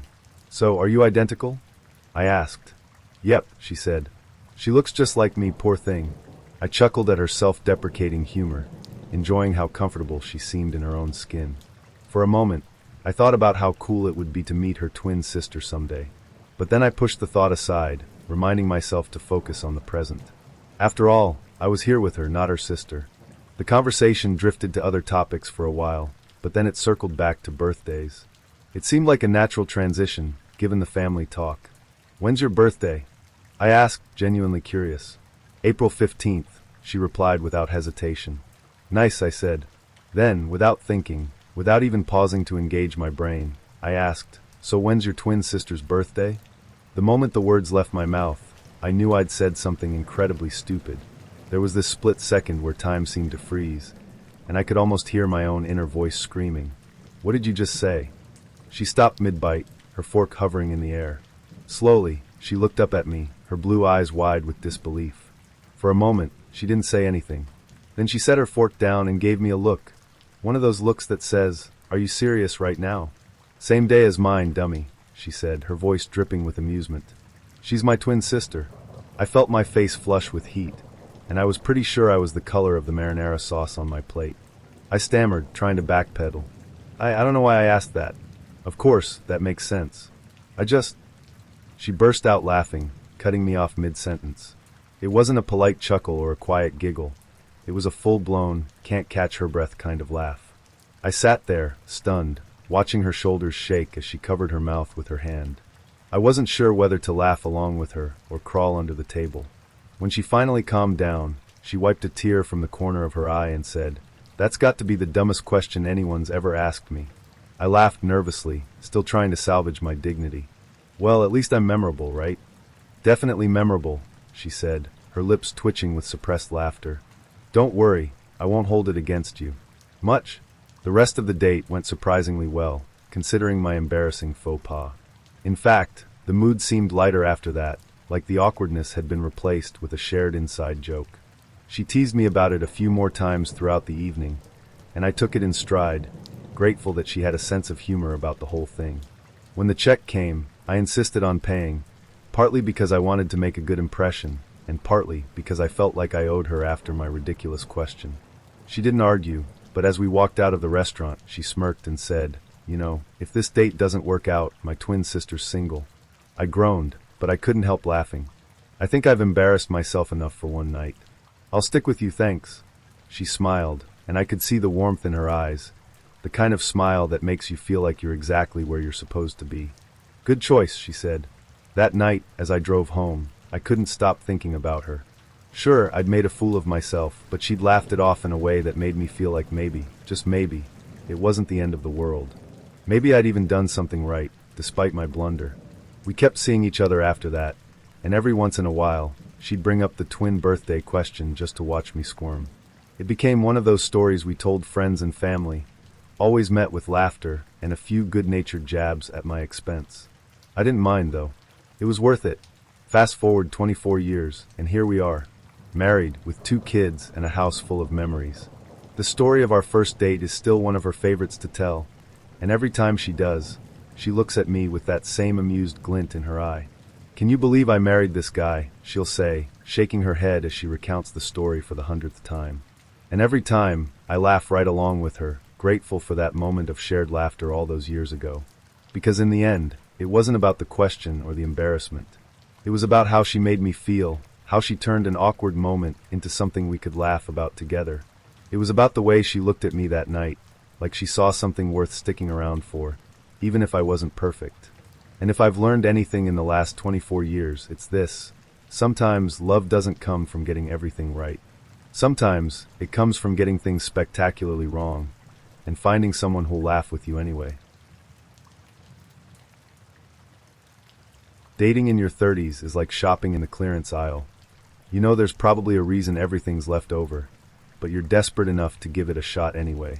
That's how I ended up on a date with Owen, a guy who seemed charming enough on the app but turned out to be, well, let's just say I'm still not sure if he was a serial killer or just really, really weird. It all started when I matched with him on Bumble. Owen had this whole mysterious intellectual vibe going on in his profile. His pictures were broody but artsy, leaning against a brick wall, reading a thick book with no visible title, staring pensively into the distance like he was auditioning to be the next Batman. His bio said he loved classic literature, true crime documentaries, and long walks in the moonlight. Sure, it was a little dramatic, but hey, at least it wasn't another guy posing with a bass he caught last summer. We started chatting, and Owen's messages were intense. Like, instead of asking me what my favorite pizza topping was, he sent me a quote from Edgar Allan Poe. I wasn't sure if he was flirting or preparing me for my AP English exam. But weirdly, I kind of liked it. I thought, hey, maybe he's just a little eccentric. At least he's not boring. After a few days of back and forth, he asked me out for drinks. "Let's meet at this little bar I know," he wrote. "It's quiet, intimate, and perfect for meaningful conversation." That sounded way better than one of those loud chain restaurants where you have to yell over the sound of a blender. So I said yes. The bar Owen picked was not what I expected. When he said quiet and intimate, I assumed candles and soft jazz, not dimly lit and one step above a haunted basement. The sign outside just said Barb in flickering neon, and the door creaked ominously when I pushed it open. I half expected to see a guy in the corner playing a violin as a storm raged outside. Owen was already there, sitting at a booth in the back. He looked exactly like his photos, dark hair, sharp jawline, and that "I brewed for fun" expression. He stood up when he saw me and smiled, which actually made him seem a little less like he was planning my murder. "Hey, you made it," he said, gesturing for me to sit down. "I hope the place isn't too atmospheric." Atmospheric? The vibe screamed urban legend waiting to happen, but I didn't want to be rude, so I laughed and said, No, it's cozy." The waitress came over, and Owen ordered a whiskey neat. Of course he did. I asked for a gin and tonic, because I needed something light to calm the nerves that were already fluttering in my stomach. The waitress gave me a look that seemed to say, "Are you sure you want to be here?" But maybe I was imagining that. Probably. "So," Owen said, leaning forward with his hands folded on the table, "tell me about yourself. What's your darkest fear?" I laughed because I thought he was joking. He wasn't. He just stared at me, waiting for an answer. "A clown's, I guess?" I finally said, trying to keep it light. Or, I don't know, accidentally sending an email to the wrong person at work. He nodded like I'd just revealed a deep, philosophical truth. "Interesting. Fear of embarrassment. A fear of being misunderstood. It says a lot about you." "Does it?" I asked, sipping my drink. He didn't answer. Instead, he launched into a story about how he once spent a summer in Romania researching folklore. "The locals told me about this one legend," he said, his voice low and dramatic. "A spirit that haunts the forest, luring people in with whispers and never letting them leave." I nodded politely, but inside I was thinking, okay, so we're skipping the small talk about favorite TV shows and going straight to ghost stories. Cool. The night went on like that, Owen telling creepy stories, me nervously laughing and wondering if I'd accidentally agreed to a date with Wednesday Addams' long-lost cousin. To his credit, he was a great storyteller. His voice was smooth, and he had this way of making every detail sound vivid and eerie. But it was also a lot. Like, I came here to talk about hobbies and maybe bond over a mutual hatred of pineapple on pizza, not plot twists involving cursed mirrors. Then, about halfway through the date, things got even weirder. I excused myself to go to the bathroom, partly because I needed a moment to breathe, and partly because I wanted to text my friend Gina and let her know I wasn't dead yet. The bathroom, of course, was down a narrow, poorly lit hallway that smelled faintly of wet wood and regret. Typical. As I was washing my hands, I heard footsteps outside the door. Slow, deliberate footsteps, like someone was pacing back and forth. My first thought was that it was Owen, but why would he be lurking outside the bathroom? Okay, considering how the night was going, it wasn't that crazy of a thought. When I opened the door, the hallway was empty. I walked back to the table, trying to shake off the weird feeling creeping up my spine. Owen was sitting exactly where I'd left him, staring down at his drink like he was contemplating the meaning of life. He looked up when I sat down and smiled. "Everything okay?" he asked. "Yeah," I said, forcing a smile. "Just long line." For a while, things went back to normal, or as normal as they could be with a guy who casually drops phrases like the inevitability of death into conversation. But then he started asking me these strange questions. If you could erase one memory, what would it be?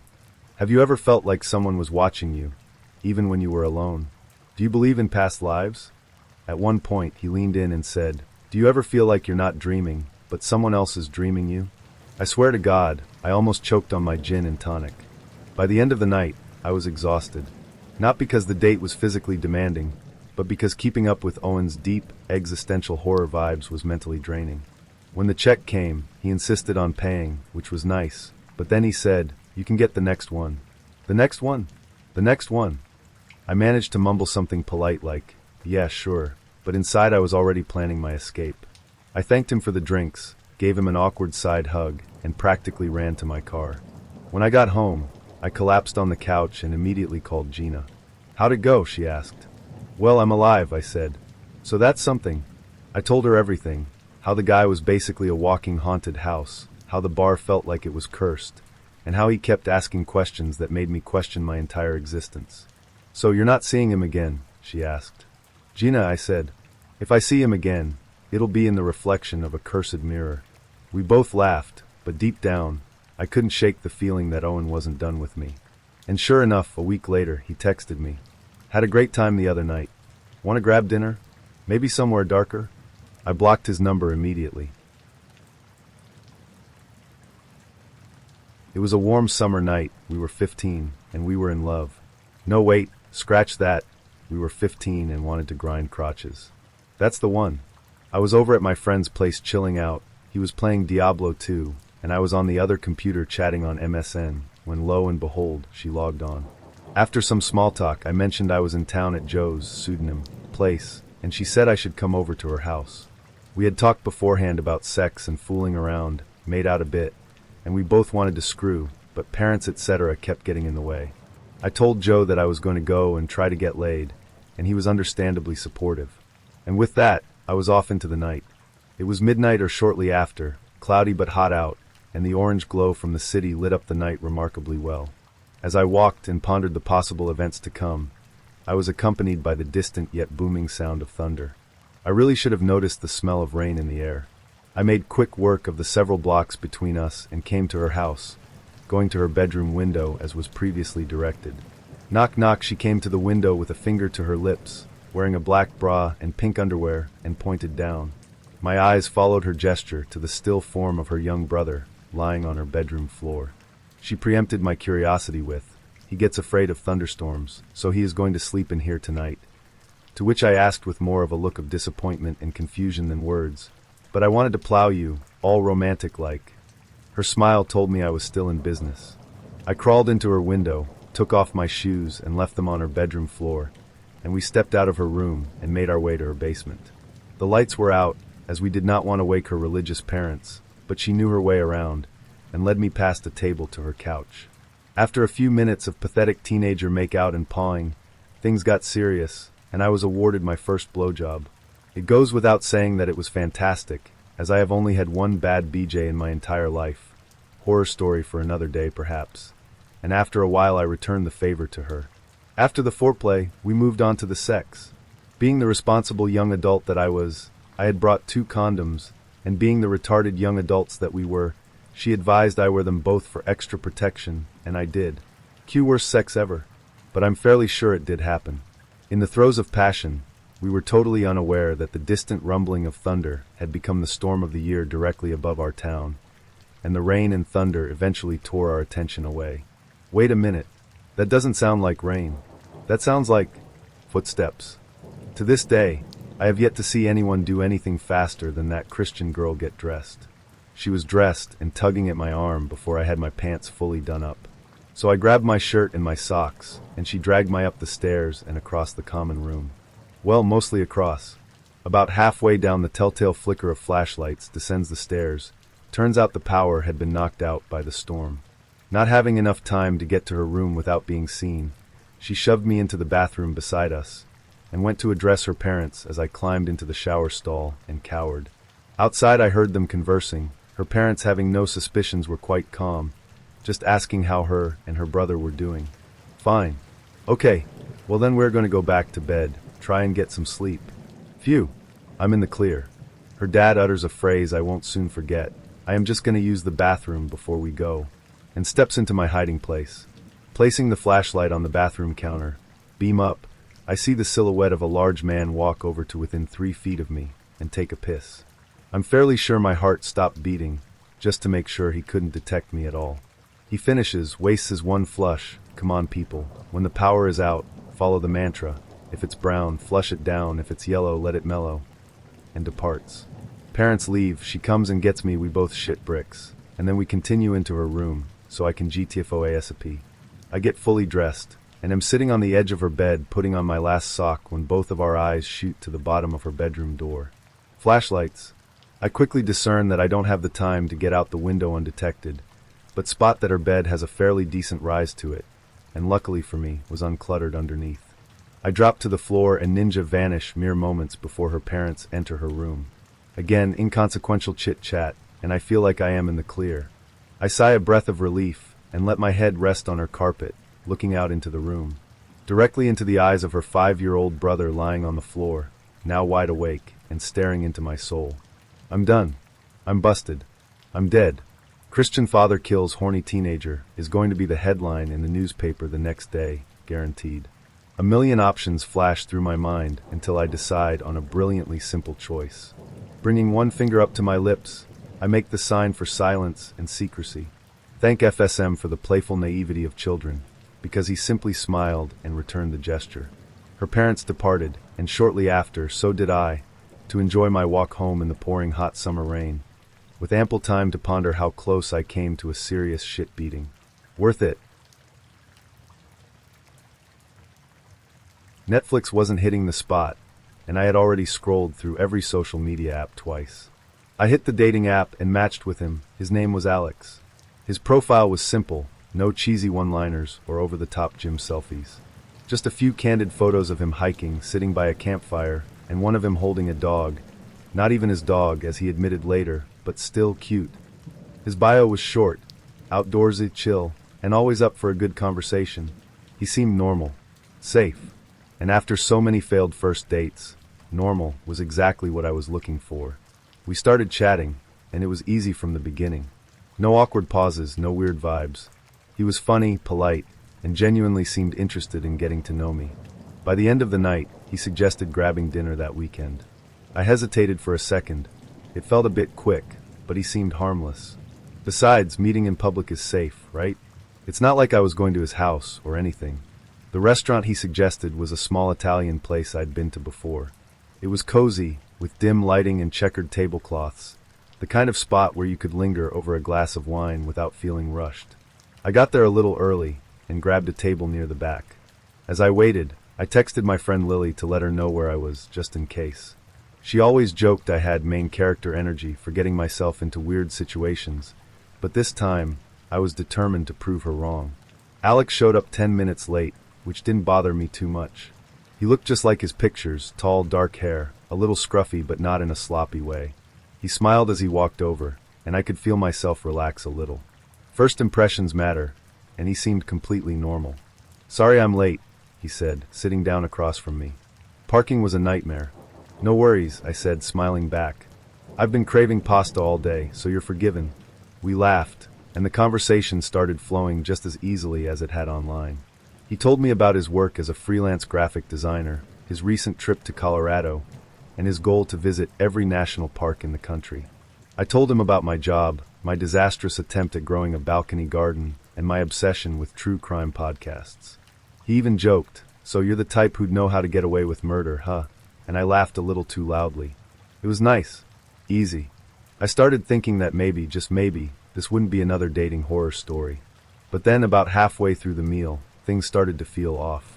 It wasn't anything obvious at first. Just little things. Like how he started glancing over my shoulder every few minutes, his smile fading slightly each time. Or how, when I asked him a question about his family, he paused just a little too long before answering, like he was trying to remember what he'd told me before. I brushed it off, telling myself I was being paranoid. First dates are awkward sometimes, right? Then, as we finished our pasta, he leaned forward and said, "Hey, do you want to grab a drink somewhere quieter? There's a bar down the street I think you'd like." I hesitated. The restaurant was bustling, full of people, and I liked that. A quieter place meant fewer people around, which, after listening to all those true crime podcasts, made me a little uneasy. But I didn't want to seem rude or overly cautious, so I said, "Sure, why not?" The bar he took me to was weird. Not in an obvious way. It wasn't a dive or anything. It was clean, with soft lighting and leather booths, but it was practically empty. Just a bartender cleaning glasses and a couple sitting in the corner, whispering to each other. I followed Alex to a booth in the back, feeling the unease in my chest grow. We ordered drinks, and for the first few minutes, everything seemed fine again. He asked me about my favorite movies, told me a funny story about his dog-sitting mishap, and even complimented my necklace. But something about his energy had shifted. He wasn't as relaxed as he'd been at the restaurant. His eyes kept darting around the room, like he was looking for someone, or avoiding someone. Then he asked, "So, do you live alone?" The question caught me off guard. It wasn't the first time someone had asked me that on a date, but something about the way he said it, his tone, the way he leaned in slightly, made my stomach twist. No, I lied. "I have a roommate." He nodded, his expression unreadable. "That's smart. It's good to have someone around." I forced a smile and took a sip of my drink, my mind racing. Was I overreacting? Was he just making conversation? Or was there something darker behind the question? I decided to steer the conversation back to safer territory. "So, what's your favorite national park so far?" I asked, trying to sound casual. He smiled, but it didn't reach his eyes. "Yosemite," he said. "It's beautiful, but it can feel isolated, you know? Like you could disappear there, and no one would ever find you." My heart skipped a beat. I laughed nervously, hoping he didn't notice how tense I was. "Yeah, I guess that's true." After that, I decided to call it a night. I told Alex I had an early morning and needed to head home. He offered to walk me to my car, but I declined, insisting I'd be fine. He didn't push, but as I walked away, I could feel his eyes on me, watching me leave. When I got to my car, I locked the doors immediately and sat there for a moment, trying to shake off the weird feeling in my gut. I told myself I was being dramatic, that he was just a little socially awkward and I was reading too much into it. But as I drove home, I couldn't stop replaying the night in my head, every little moment that had felt wrong. I didn't hear from Alex for a couple of days, and I figured that was the end of it. Maybe he'd sensed my discomfort and decided not to push things further. But then one night I got a text. "Hey, I had a great time the other night. Let's do it again soon." I stared at the message, my fingers hovering over the keyboard. I didn't want to see him again, but I also didn't want to provoke him by ghosting. So I replied, "Thanks, but I don't think we're a match.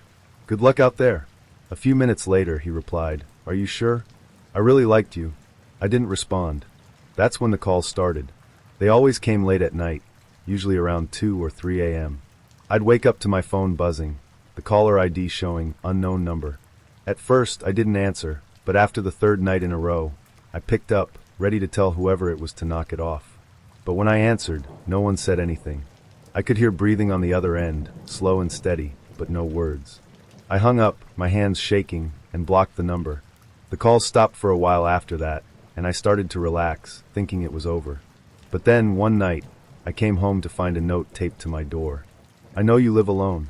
That was it. No name, no explanation. Just 6 words that made my blood run cold. I didn't sleep that night.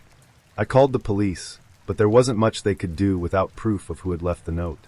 They suggested I stay with a friend for a few days, so I packed a bag and went to Lily's.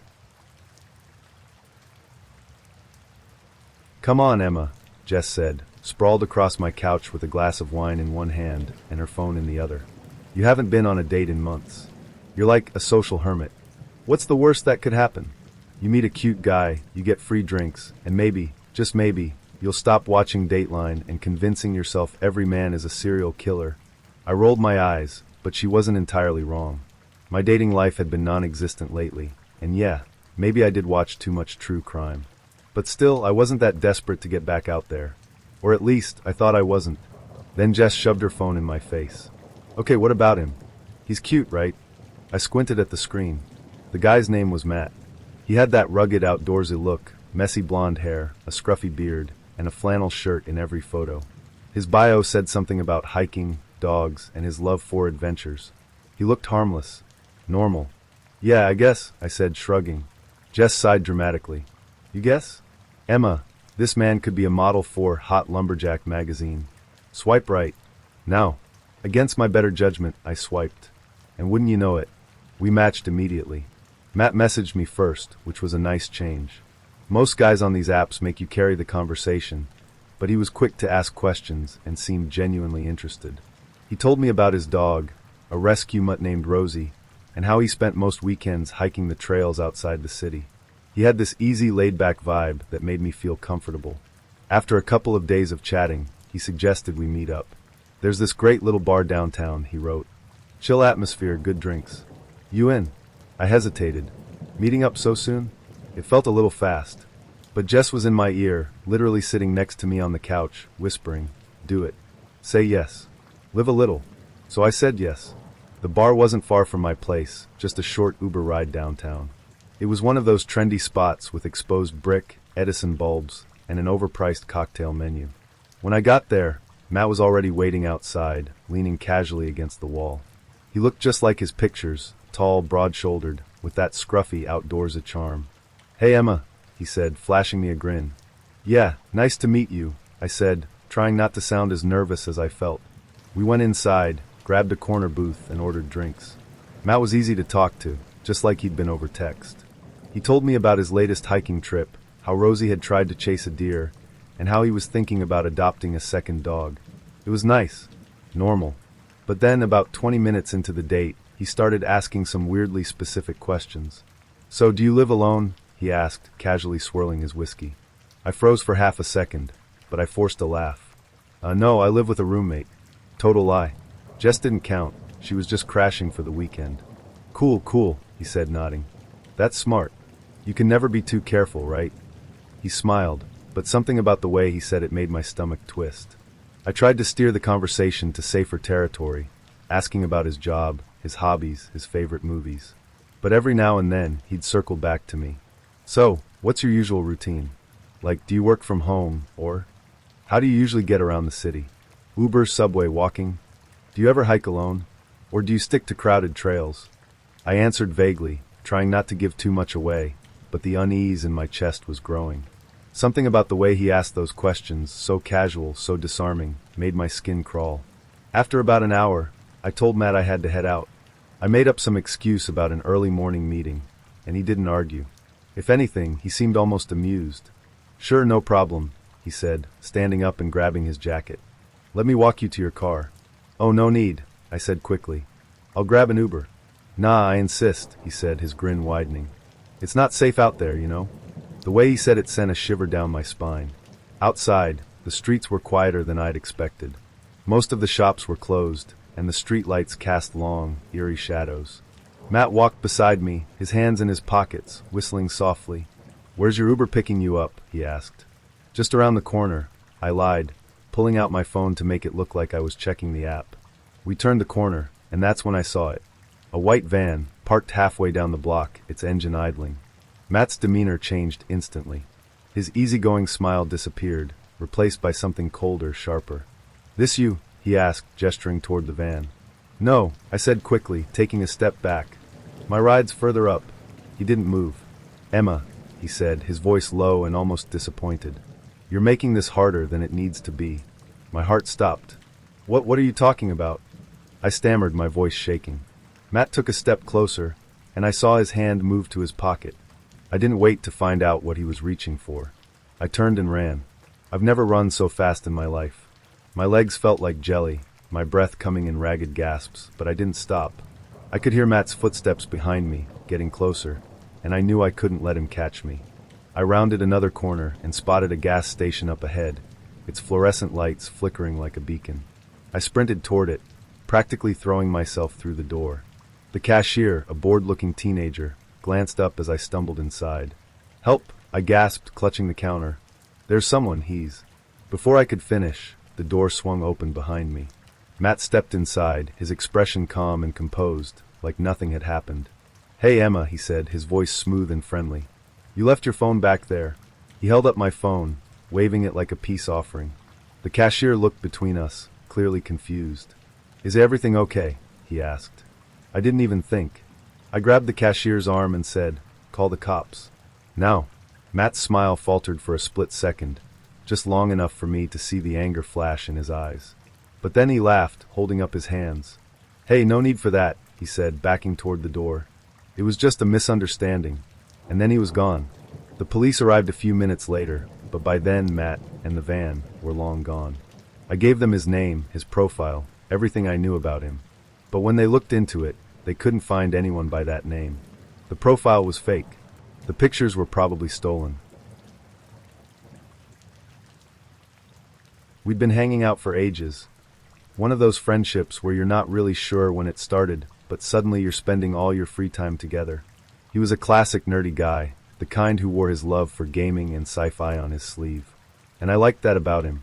We'd spent countless hours playing StarCraft, debating the finer points of strategy, and trash-talking each other in the kind of way that only good friends, or frenemies, can. Over time, I started to feel like maybe this thing between us could be something more. There were these little moments, him waiting for me after class, the way he smiled when he saw me, the way he introduced me to his hobbies like I was already part of his world. I liked him, and I thought he liked me. So when he asked if I wanted to go to a Magic, the Gathering tournament with him one Saturday, I thought, why not? I wasn't a huge Magic player, but I'd dabbled enough to know my way around a deck. And honestly, the idea of spending a whole day doing something he loved sounded fun. Plus, tournaments seemed cool in that geeky, high-energy kind of way. I was all in. We got to the game shop that morning, and I could tell he was in his element. He was chatting with the regulars, pulling out his deck like he was ready to dominate, and explaining the tournament rules to me like I hadn't already skimmed them online. It was cute. I registered, built my deck, and jumped in. What I didn't expect was to do, well, I don't know if it was beginner's luck or just a solid strategy, but I advanced through the rounds with relative ease. I could tell he was a little surprised, and maybe a little annoyed, but he didn't say anything at first. Then we got matched up against each other. I tried to play it cool, cracking a few jokes as we shuffled our decks. "Don't hold back," I said, grinning. "I'm ready." "Oh, I won't," he replied, though his tone was less playful than usual. The game started, and I could feel the tension in the air. It was one of those matches where every move felt like a chess game, and for a while it was neck and neck. But then I got lucky, pulled the right cards at the right time, and managed to edge him out for the win. I was thrilled. I didn't gloat or anything, but I couldn't help smiling as I extended my hand and said, "Good game." He didn't take it well. What started as some muttered grumbling quickly escalated into a full-blown tantrum.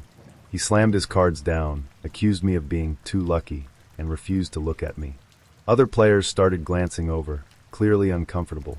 I tried to laugh it off, saying, "Hey, it's just a game," but he wasn't having it. By the time the round ended, he was sulking at a table in the corner, refusing to talk to me. When the tournament wrapped up, I walked over and asked, "Hey, are you ready to go?" "No," he snapped. "Find your own way home." I stared at him, dumbfounded. Was he seriously this mad over a card game? "You can't just leave me here," I said, trying to keep my voice steady. "You're my ride." "Not my problem," he muttered, crossing his arms like a petulant child. Thankfully, the guy behind the counter overheard the whole thing. He leaned over and said, "Come on, man. Don't be like that. Take her home." With some grumbling and eye-rolling, he finally agreed. I climbed into the passenger seat, the tension in the car so thick you could cut it with a knife. We drove in total silence, the kind of silence where even turning on the radio feels like a risky move. I was half wishing I'd called my parents to come get me instead, but at least I'd be home soon. Or so I thought. About halfway home, the speedometer started creeping up. He was clearly still fuming, and now he was taking it out on the gas pedal. I glanced at him nervously. "Hey, maybe slow down a bit," I suggested. "Why?" he snapped. "It's not like I'm doing anything wrong." I opened my mouth to reply, but before I could, we saw the flashing red and blue lights in the rearview mirror. A sinking feeling settled in my stomach. "Great," he muttered, pulling over to the side of the road. "Just what I needed." The officer approached the driver's side window, calm and professional. "License and registration, please." That's when things took a turn from bad to worse. Instead of handing over his documents like any sane person would, Date Guy decided to argue. He started raising his voice, demanding to know why he'd been pulled over, saying it was unfair, that he wasn't speeding. He absolutely was. The officer remained polite but firm, telling him to step out of the car. At this point, I was in tears. Between the tension from the tournament, the awkward silence, and now this, I was completely overwhelmed. I just wanted to go home. The officer noticed and leaned down to talk to me. "Are you okay, miss?" he asked gently. I nodded, though I'm sure I looked anything but okay. I just want to go home." The officer sighed, clearly exasperated with Date Guy's behavior. "I'm going to call your parents to come pick you up," he said. "You don't need to be stuck here while I deal with him." I nodded again, grateful for his kindness. Meanwhile, Date Guy was pacing on the side of the road, throwing his hands up and shouting about how this was ridiculous and unfair. The officer eventually led him to the back of the squad car, where he sat glaring at me through the window like this was somehow my fault. When my parents arrived, I had to explain the entire debacle. How we'd gone to a tournament, how I'd beaten him, how he'd thrown a fit, and how this whole mess had spiraled out of control. My mom gave me a sympathetic look while my dad muttered something about boys being idiots. They drove me home, and I spent the rest of the night replaying the disaster in my head. The next day at school, I avoided him like the plague. I wasn't sure if he was embarrassed or still mad, but honestly I didn't care. I'd written him off completely. We still had a couple of classes together, but we never spoke again. Looking back, it's almost funny, almost. It's definitely a story I've told a dozen times, always with a mix of disbelief and secondhand embarrassment. Worst date of my life, no question. And all because one guy couldn't handle losing. When I was about 25, I lived on the Toronto Islands, which, if you're unfamiliar, is a little slice of paradise right across the water from the city. Life there was peaceful, quiet, and full of moments that made you stop and appreciate how unique it was, like taking the ferry every time you wanted to go into the city. Sure, it wasn't the most convenient, but it added a bit of charm to daily life. One night, I was on the ferry heading into Toronto, and as I sat down, I noticed her. A woman sitting just a few seats away from me, and let me tell you, she was absolutely, undeniably, breathtakingly beautiful. I don't mean kind of pretty or cute in a certain light. I mean the kind of beautiful that makes you question if you've accidentally wandered into a movie, or if some casting director has snuck a supermodel onto your commuter ferry. She was that beautiful. She had this effortless elegance about her, the kind that feels unattainable. You know, the kind where even if you wore the exact same outfit, you'd still look like you got lost in a thrift store. I couldn't help but glance over at her, trying not to stare but failing miserably. I was 25, single, and already imagining how this could be one of those meet-cute stories people always talked about. As the ferry pulled into the city, the skies opened up, and it started pouring rain, because apparently, the universe decided this story needed a dramatic twist. I didn't have an umbrella, but I did have my car parked nearby, so I saw my moment. I gathered up my courage, walked over to her, and said something smooth like, "Hey, it's raining. Want a ride?" To my surprise and relief, she said yes. It was a short drive to her place, but it felt like the kind of ride you remember forever. She was funny, kind, and yes, still ridiculously beautiful. When we pulled up to her apartment, I figured that was the end of it, but just as she was about to get out of the car, she turned to me and said, "Hey, do you want to go out sometime?" My brain nearly short-circuited. Sure," I said, probably sounding a little too eager, but not caring in the slightest. She smiled, thanked me for the ride, and disappeared into her building. For the next week, I replayed that interaction over and over in my head, telling myself that I'd somehow managed to impress this stunning woman enough for her to ask me out. And then, like a dream come true, she called me. She suggested we go bowling, a bit of a curveball, no pun intended. But hey, who was I to question her? Did I mention she was beautiful? The night of the date arrived, and I showed up at the bowling alley near her place, equal parts excited and nervous. And there she was, waiting for me, just as stunning as I remembered. If anything, she looked even better. I was practically floating as we made small talk, got our shoes, and picked a lane. Everything seemed great. I felt like I'd hit the jackpot, until I made the mistake of asking her, "Hey, can I grab you a drink?" Her answer was casual, but unexpected. "Oh no," she said. "My religion doesn't allow me to drink." "Okay, no problem. Not a deal breaker." "No worries," I said. "How about a soft drink?" She shook her head. "I don't eat any sugar." "Ah," I said, my enthusiasm dipping ever so slightly. "Coffee?" "No, I don't drink caffeine." I paused, mentally running through my list of potential options. "Tea?"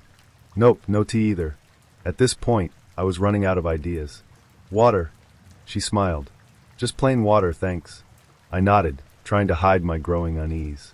I mean, sure, she was beautiful, but the conversation was starting to feel less like a date and more like a dietary Q&A session. Still, I told myself to keep an open mind. Maybe this was just a quirky thing, and the rest of the evening would pick up. Spoiler alert, it didn't. As we bowled, I quickly learned that her strict dietary restrictions were just the tip of the iceberg. No meat, no fried foods, no late nights, no clubs, no movies with inappropriate content. I was starting to feel like I'd accidentally wandered into a lifestyle intervention rather than a date. And then came the kicker, the religion. "Hey Scott," she said, pausing between turns, "my church is a lot of fun. You should come with me on Sunday." I hesitated, unsure how to respond. "Thanks, but I'm not really the church-going type." "Oh, you'd love it," she insisted, her enthusiasm ramping up. "We have great community events, and the pastor is so inspiring. I think it could really change your life." The more she talked, the more it became clear that this wasn't just a passing suggestion. It was a full-blown sales pitch. Suddenly, I wasn't just a guy on a date. I was a potential recruit. As she rattled off the church's virtues, I found myself nodding politely while mentally calculating how much longer I had to endure this. By the time the date ended, I was practically vibrating with relief. I'd spent the entire evening trying to find some common ground, but it felt like every conversation was a dead end. She didn't drink, didn't eat most foods, didn't enjoy any of the things I did, and to top it all off, she was trying to convert me. As we walked to our cars, I plastered on a polite smile and said, "Well, this was fun. Yeah, we should do it again sometime," she said brightly. "Definitely," I lied, knowing full well that there was absolutely no chance of a second date. When I got home, I collapsed onto the couch, exhausted from the sheer effort of trying to make the date work. For a while, I stared at the ceiling, wondering how something that had started so promisingly could have gone so spectacularly wrong. To this day, I still think about that date every now and then, not because it was great, but because it was the perfect lesson in how appearances can be deceiving. She was, without a doubt, one of the most beautiful women I'd ever met. But sometimes, beauty isn't enough to carry a conversation, let alone a relationship. Never in my life have I been so relieved that a date was over. It's 2023, and no one meets like that anymore. No coffee shop meet cuties, no serendipitous encounters. Just swiping. Endless, mind-numbing swiping. It was a Tuesday night when I decided to give Tinder another shot. The kind of night where your fridge contains half a bottle of wine and an old takeout container that you're scared to open. I was curled up on the couch in my sweatpants, scrolling through profiles with the enthusiasm of someone filing their taxes. Left. Left. Hard left. Oh God, why do they all have fish? And then I saw him. His name was Aaron. He had a sharp jawline, messy black hair, and these piercing blue eyes that practically dared you to swipe right. His bio was short but funny, 6 feet 2 inches, because apparently that matters. Dog dad. Expert at parallel parking. Swipe right if you can handle bad puns. Bad puns? Sold. I swiped right and boom, we matched. A small, fleeting victory in the wasteland of modern dating. Aaron messaged me first, which was already a green flag. None of that staring at each other in silence nonsense that happens when neither of you wants to make the first move. His opening line was, "So, do you want to hear a construction joke? Or should I wait until it's finished?" I groaned. Out loud. But I laughed too, because it was just the right level of stupid to work. We started talking, and the conversation flowed easily. He told me about his dog, a golden retriever named Max, and his love of horror movies. I told him about my job, my dream to visit every national park, and my deeply rooted fear of accidentally liking someone's Instagram post from 2013. After a few days of chatting, he asked if I wanted to meet up. "There's this great little bar downtown," he said. "Low-key good drinks, and they have trivia on Wednesdays. You in?" Normally, I'd be hesitant about meeting someone from an app so soon, but Aaron seemed different. Like a rom-com protagonist who had somehow wandered into my life. So I said yes. The bar was exactly as Aaron had described, low-key, with warm lighting and just enough noise to feel lively without being overwhelming. I spotted him as soon as I walked in, sitting at a table near the back. He looked even better in person, which is rare for dating apps. Usually it's the other way around. "Hey," he said, standing up to greet me. "You made it." "Yeah, I figured I'd give you a chance to impress me with your trivia skills," I said, smiling as I sat down. He laughed. "Oh, you're in trouble. I have an encyclopedic knowledge of useless facts." The first hour flew by. We ordered drinks, swapped embarrassing childhood stories, and teamed up for trivia. We crushed the movie round, thanks to his random knowledge of 80s slashers. He was funny, charming, and just the right amount of sarcastic. I started to think, maybe this could actually work. But then things got weird. It started small. Aaron asked me if I wanted another drink, and when I said yes, he got up to go to the bar. A few minutes later, the waitress came over with our drinks and said, "These are from the gentleman at the bar." I looked over, expecting to see Aaron, but he wasn't there.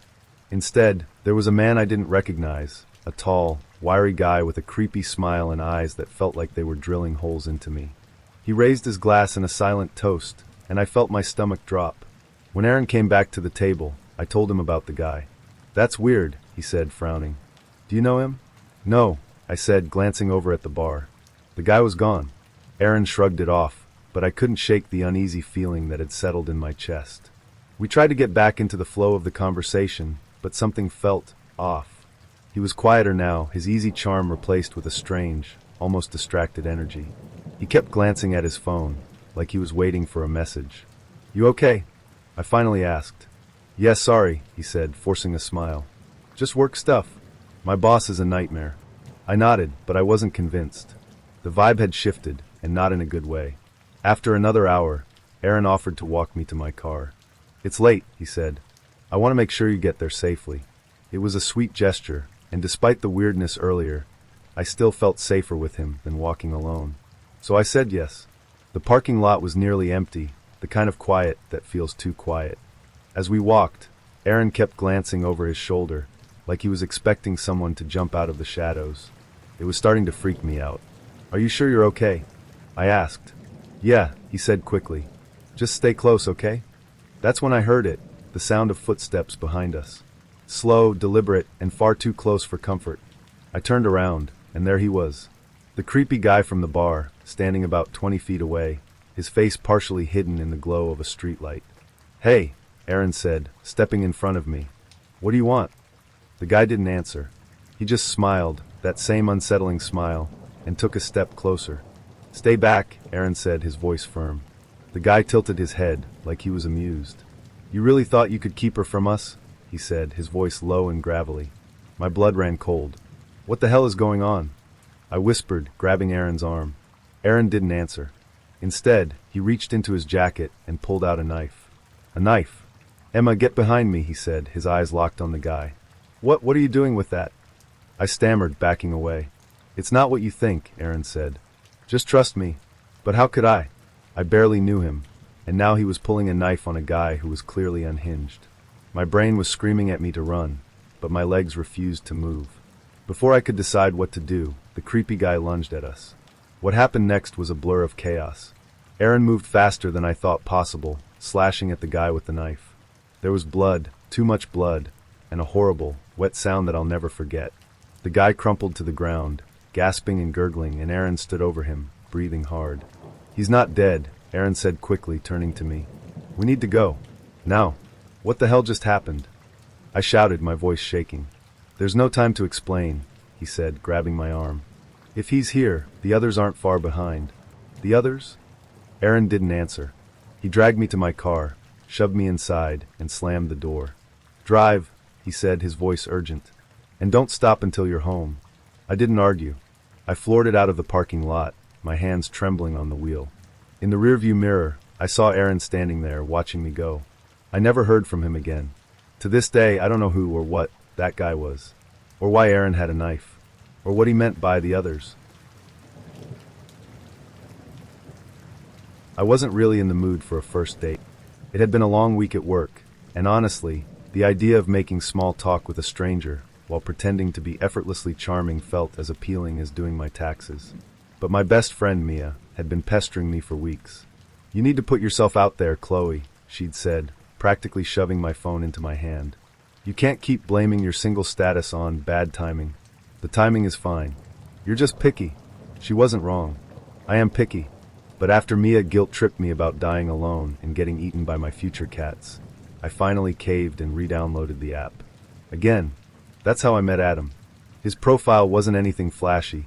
He didn't have shirtless gym selfies or group photos where you have to guess which guy he was. Just a couple of nice pictures. One of him hiking, another of him laughing with a drink in hand. His bio was refreshingly normal too. "Work keeps me busy, so I love spending weekends outdoors. Big fan of tacos and documentaries. Let's swap bad jokes." He didn't seem like a serial killer, which is always a plus, so I swiped right. We matched immediately, and within hours we were chatting. He was funny, in that dry, sarcastic way that I like, and he didn't try to be overly flirty or weird. By the end of the conversation, he'd asked me out for drinks. I hesitated. Meeting someone from an app in real life always feels a little risky, no matter how nice they seem. But Adam had this calm, easygoing vibe, and besides, Mia had already threatened to change my Netflix password if I didn't make an effort.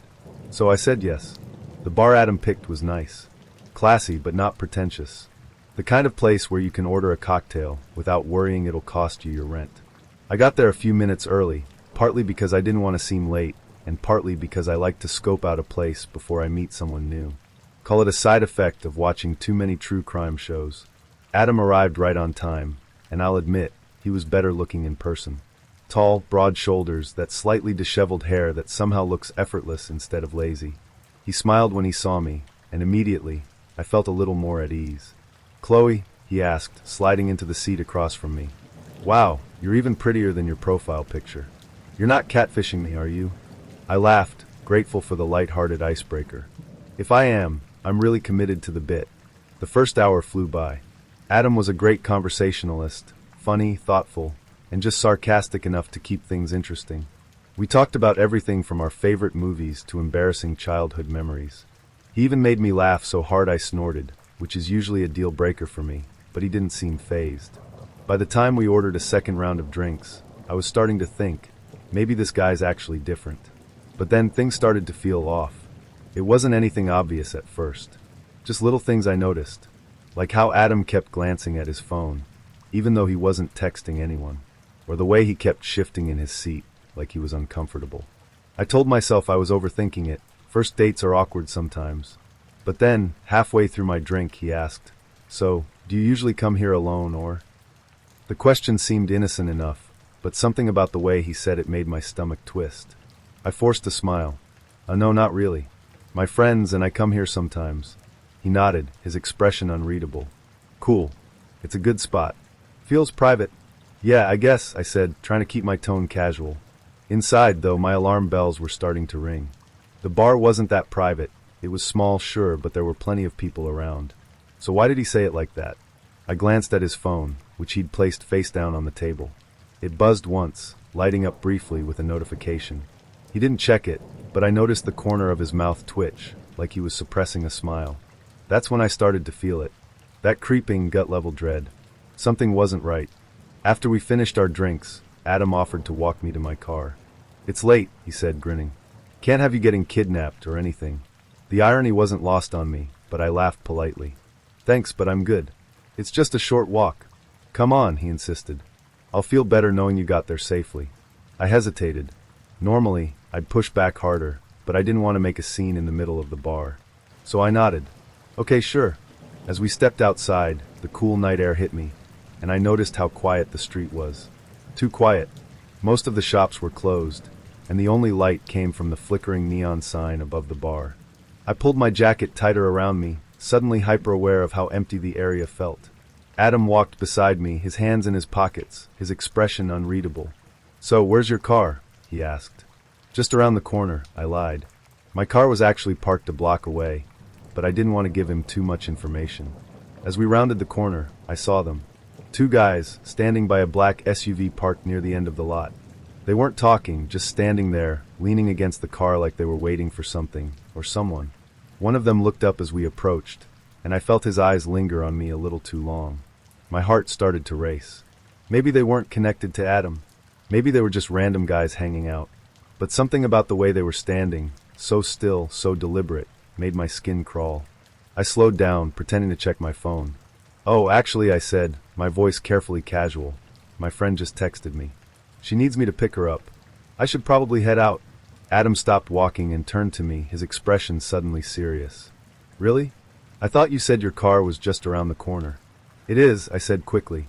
"But, she's not far. I'll just grab her and come back." For a moment, he didn't say anything. He just stared at me, his blue eyes cold and unreadable. Then he smiled, but it didn't reach his eyes. "Okay," he said slowly. "If you're sure." "I'm sure," I said, forcing a laugh. "Thanks for tonight. It was fun." He took a step back, his hands still in his pockets. "Yeah, it was. Drive safe, Chloe."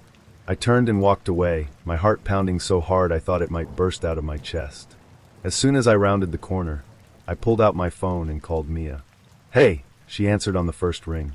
"How's the date?" "Mia," I whispered, glancing over my shoulder to make sure Adam wasn't following me. "Stay on the phone with me. Something's wrong." "What? What's going on?" Her voice was sharp now, all humor gone. "I don't know," I said, my voice shaking. "There were these guys in the parking lot. I think they were waiting for me. Chloe, where are you? Are you safe?" "I'm walking to my car now," I said. "Just stay on the line, okay?" I reached my car, unlocked the door, and practically threw myself inside. As I started the engine, I glanced in the rearview mirror and saw Adam. He was standing at the edge of the lot, hands still in his pockets, watching me drive away. I didn't wait to find out what he was planning. I sped out of the lot and didn't stop driving until I was home, all the doors locked and all the lights on. Mia tried to convince me to report it, but what could I say? My date was nice, but there were some guys in the parking lot, and now I feel weird. No one would take that seriously. When I was stationed at Nellis AFB in Las Vegas, I had my fair share of odd experiences, but one in particular stands out as a contender for the worst date ever. Not just a bad date, but one of those epic disasters you tell people about for years, usually accompanied by disbelief, laughter, and the inevitable question, did that really happen? It all started with a coworker. Let's call him Tim. Tim wasn't particularly remarkable, nice enough on the surface, but nothing that screamed, this guy will be a great date. One day, out of the blue, he asked if I'd help him shop for furniture for his new place. He said he needed a woman's opinion to make sure his apartment didn't look like a bachelor's disaster zone. Seemed reasonable enough. Plus, he added, to thank you for taking the time, I'll buy you dinner. It didn't sound like a date so much as a favor between co-workers, and I figured, why not? Big mistake. The plan was simple. Meet at his place, hop in his car, go to the furniture store, and grab dinner afterward. I didn't expect anything glamorous. This was Tim, after all. But I also didn't expect it to devolve into an evening of unparalleled awkwardness. I showed up at his place at the agreed-upon time. His apartment was sparse. He wasn't kidding when he said he needed furniture. It was essentially a mattress on the floor, a couple of mismatched kitchen stools, and a pile of boxes. He greeted me with a grin, ushered me into his car, and we headed off to the furniture store. Here's where the fun began. At first, it seemed fine. We wandered through the aisles, and he asked for my opinion on various items. "What do you think of this couch?" he'd say, gesturing to a reasonably stylish option. "It's nice," I'd reply. "I like the color and the size. It would fit your space well." Tim would immediately launch into a detailed critique, pointing out every possible flaw. "Nah, the legs look flimsy. The material feels cheap. It's way overpriced." He'd shake his head dismissively. "You don't really think that's a good couch, do you?" At first, I thought maybe he was just particular, but it kept happening. Every piece of furniture I suggested, every table, chair, lamp, or coffee table, was met with the same routine. He'd ask for my opinion, I'd give it, and he'd tell me why I was wrong. I started to feel like I was part of some weird furniture shopping interrogation. By the end of the 2-hour ordeal, I wasn't sure if he wanted help decorating his apartment or if he just enjoyed criticizing me. Eventually, we left the store empty-handed. Not a single purchase. Not even a throw pillow. As we got back into his car, I started to wonder if this dinner he'd promised me would be worth the trouble. Spoiler alert, it wasn't. On the way back to his place, he stopped at a Kentucky Fried Chicken. Not exactly the candlelit dinner I'd imagined, but I told myself to roll with it. Maybe he had a thing for fried chicken. I stayed in the car while he went inside, and when he returned, he was carrying a bucket of chicken. Just the chicken. No sides, no drinks, not even a biscuit. "Dinner is served," he said with a grin. Back at his place, we sat at the kitchen counter. Well, I sat on one of the mismatched stools while he leaned against the counter. There was no table, no plates, and no napkins. Just the two of us eating greasy chicken straight out of the bucket. I felt like I'd stumbled into a low-budget sitcom. Still, I tried to stay polite. It wasn't exactly the evening I'd envisioned, but maybe it would make for a funny story later. As I gnawed on a drumstick, I noticed Tim watching me with an odd expression. It wasn't long before he made his move. "Well," he said, brushing his hands on his pants, "I guess it's time for bed." I stared at him, unsure if I'd heard correctly. "What?" "Bed," he repeated matter-of-factly. "You know, sleeping arrangements. We can use the mattress on the floor." I blinked, trying to process what was happening. Was he serious? Did he really think this greasy chicken picnic was going to lead to that? "I think I'll pass," I said, setting the drumstick back in the bucket and grabbing my purse. "Thanks for dinner, though." His face fell. "Wait, you're leaving?" "Yes," I said firmly. "I think I've had enough for one night." Tim looked genuinely insulted, as though I'd just rejected a 5-star meal and a stay at the Ritz. "But I thought we had a connection." "A connection?" I repeated, incredulous. "Tim, you spent 2 hours telling me why all my furniture suggestions were wrong, bought a bucket of chicken for dinner, and then suggested we share a mattress on the floor. What part of this evening felt like a connection?" He sputtered something about misunderstanding and how I wasn't giving him a chance, but I was already halfway to the door. I didn't even bother with a polite goodbye. The worst part?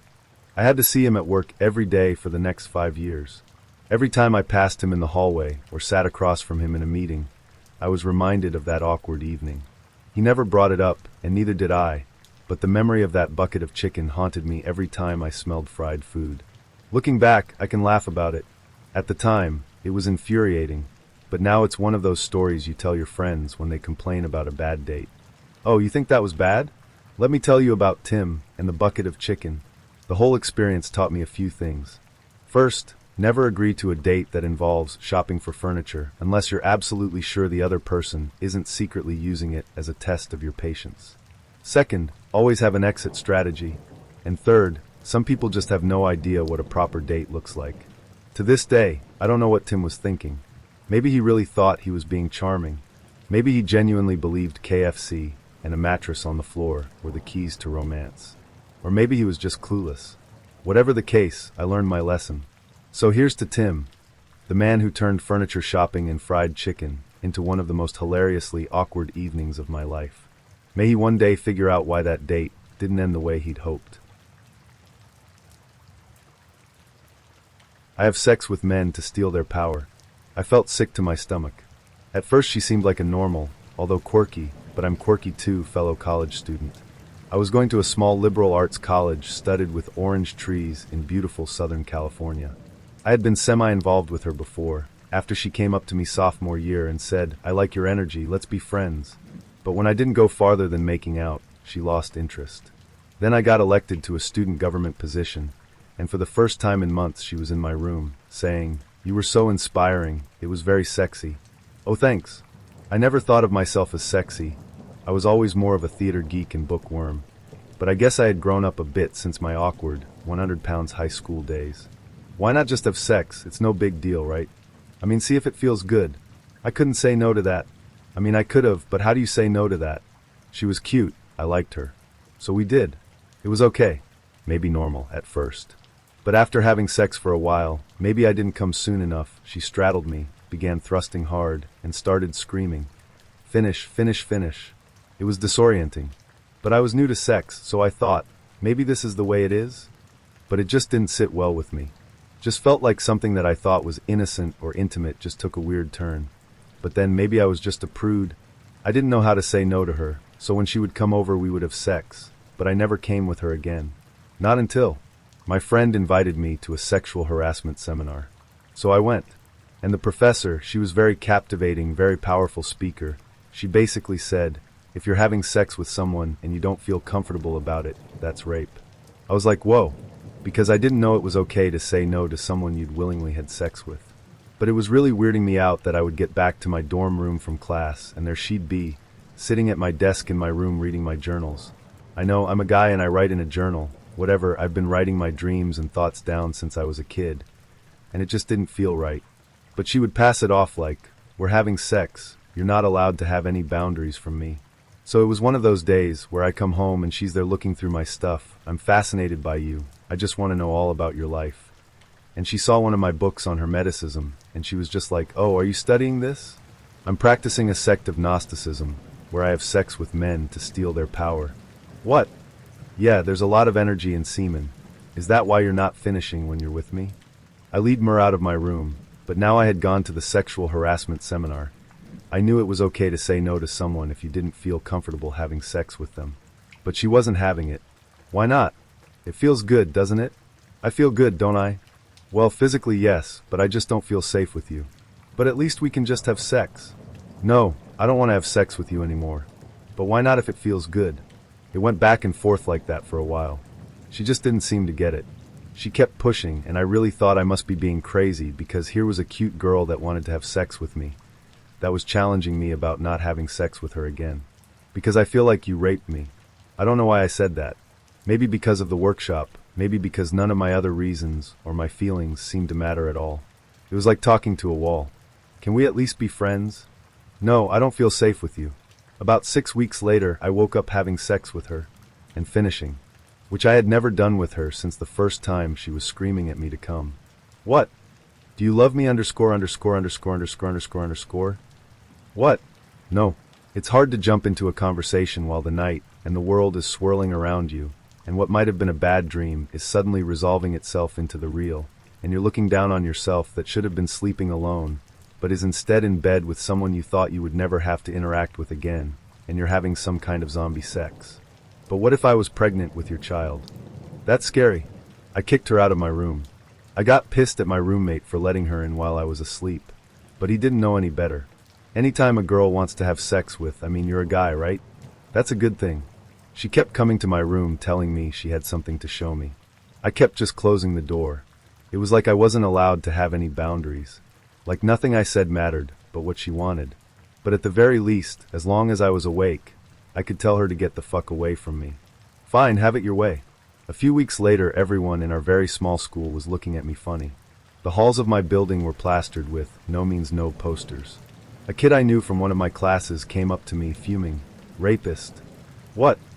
I quickly found out that's what she had been trying to show me all those weeks. She had put a piece in the school paper saying that she had said no, that she had been raped.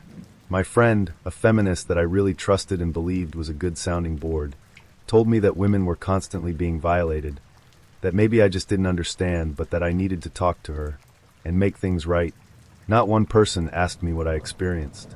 Once the accusation was out, I was evil number one, unworthy of listening to. And I had nothing to say. Her whole thing, it was just so gross and disgusting. I didn't feel like sharing any of it. I just didn't have the energy to have to share something that most people were completely unwilling to even consider because, hey, this is a liberal arts college. The white male dominant patriarchy is bad, and women are victims, and anything that happens, it's your fault, because you must have been horny and lost control of yourself. The school was unwilling to do anything. I asked them about judicial council. They literally told me that no matter what the chances were almost nil they would ever side with a male student because of the climate on campus. Anyhow, I finally asked her why she did it, why she created this whole shame campaign against me. I wanted to feel powerful. She said, "That is the creepiest thing anyone has ever done to me." P.S. Years later, at a reunion, her friends teased me about how they had gotten away with slander and sexual assault on me. They were proud of themselves. It was part of their empowerment. There are bad dates, there are awkward dates, and then there are dates that leave you questioning your life choices, your sanity, and possibly your safety. This was one of those. It all started innocently enough. I met her online, a goth girl with a striking profile. She had this mysterious, almost ethereal vibe that I couldn't resist. Her photos had an artistic, darkly romantic quality to them, and her messages were witty and intriguing. We'd exchanged a lot of back and forths, and I thought, why not? She seemed cool, interesting, and different. A little different can be exciting, right? So, we arranged to meet in person. The date itself was surprisingly normal. She was gorgeous, with striking dark eyeliner, a black velvet dress, and an energy that was both alluring and a little intimidating. We talked about music, literature, and her love for the macabre. Think Edgar Allan Poe and old horror films. Nothing seemed out of the ordinary, though she did have a knack for bringing up topics like death and decay with an ease that most people reserve for discussing the weather.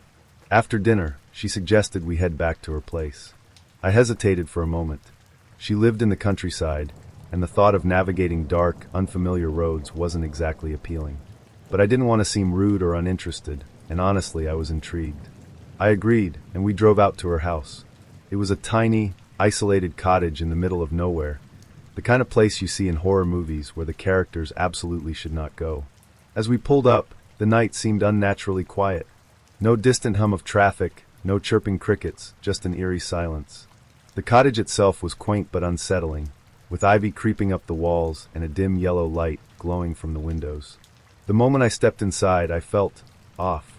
The air was thick with the scent of candles and something vaguely metallic, like old coins or blood. My eyes immediately landed on something on the sideboard, a human skull. A real, actual skull. It wasn't hidden away or subtly placed. It was displayed prominently, as if it were a decorative centerpiece. I couldn't stop myself from pointing at it. Is that real?" I asked, half hoping she'd laugh and say it was a Halloween decoration or some elaborate replica. "Oh, you mean Felix?" she replied nonchalantly. "Yeah, he's real. Felix." I stared at her, waiting for the punchline, but it never came. She went on to explain, in the same tone someone might use to describe finding a stray cat, that she'd discovered Felix while digging in her garden. He was part of 2 skeletons she'd unearthed. 2 skeletons.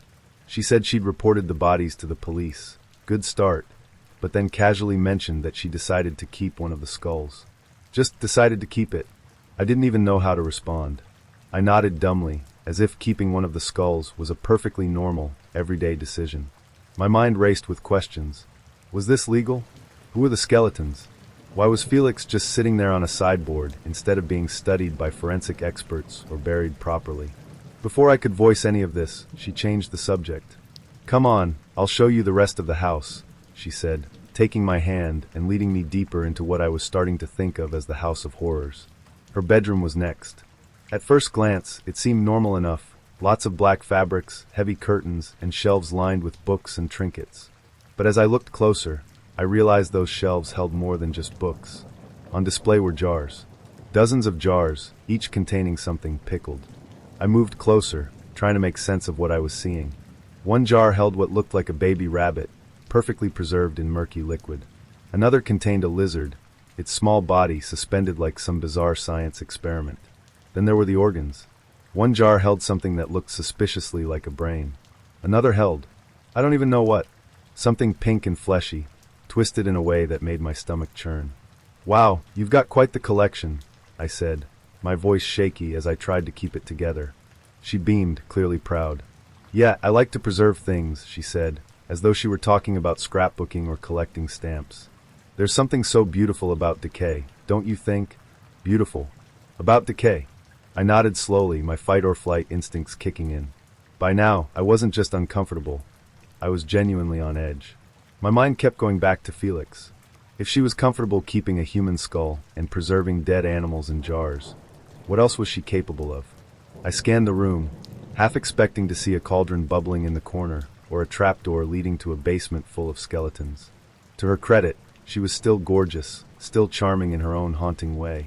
But the allure was quickly fading under the weight of all the red flags. As much as I hate to admit it, sex was the last thing on my mind. I wasn't thinking about romance or chemistry anymore. I was thinking about escape routes.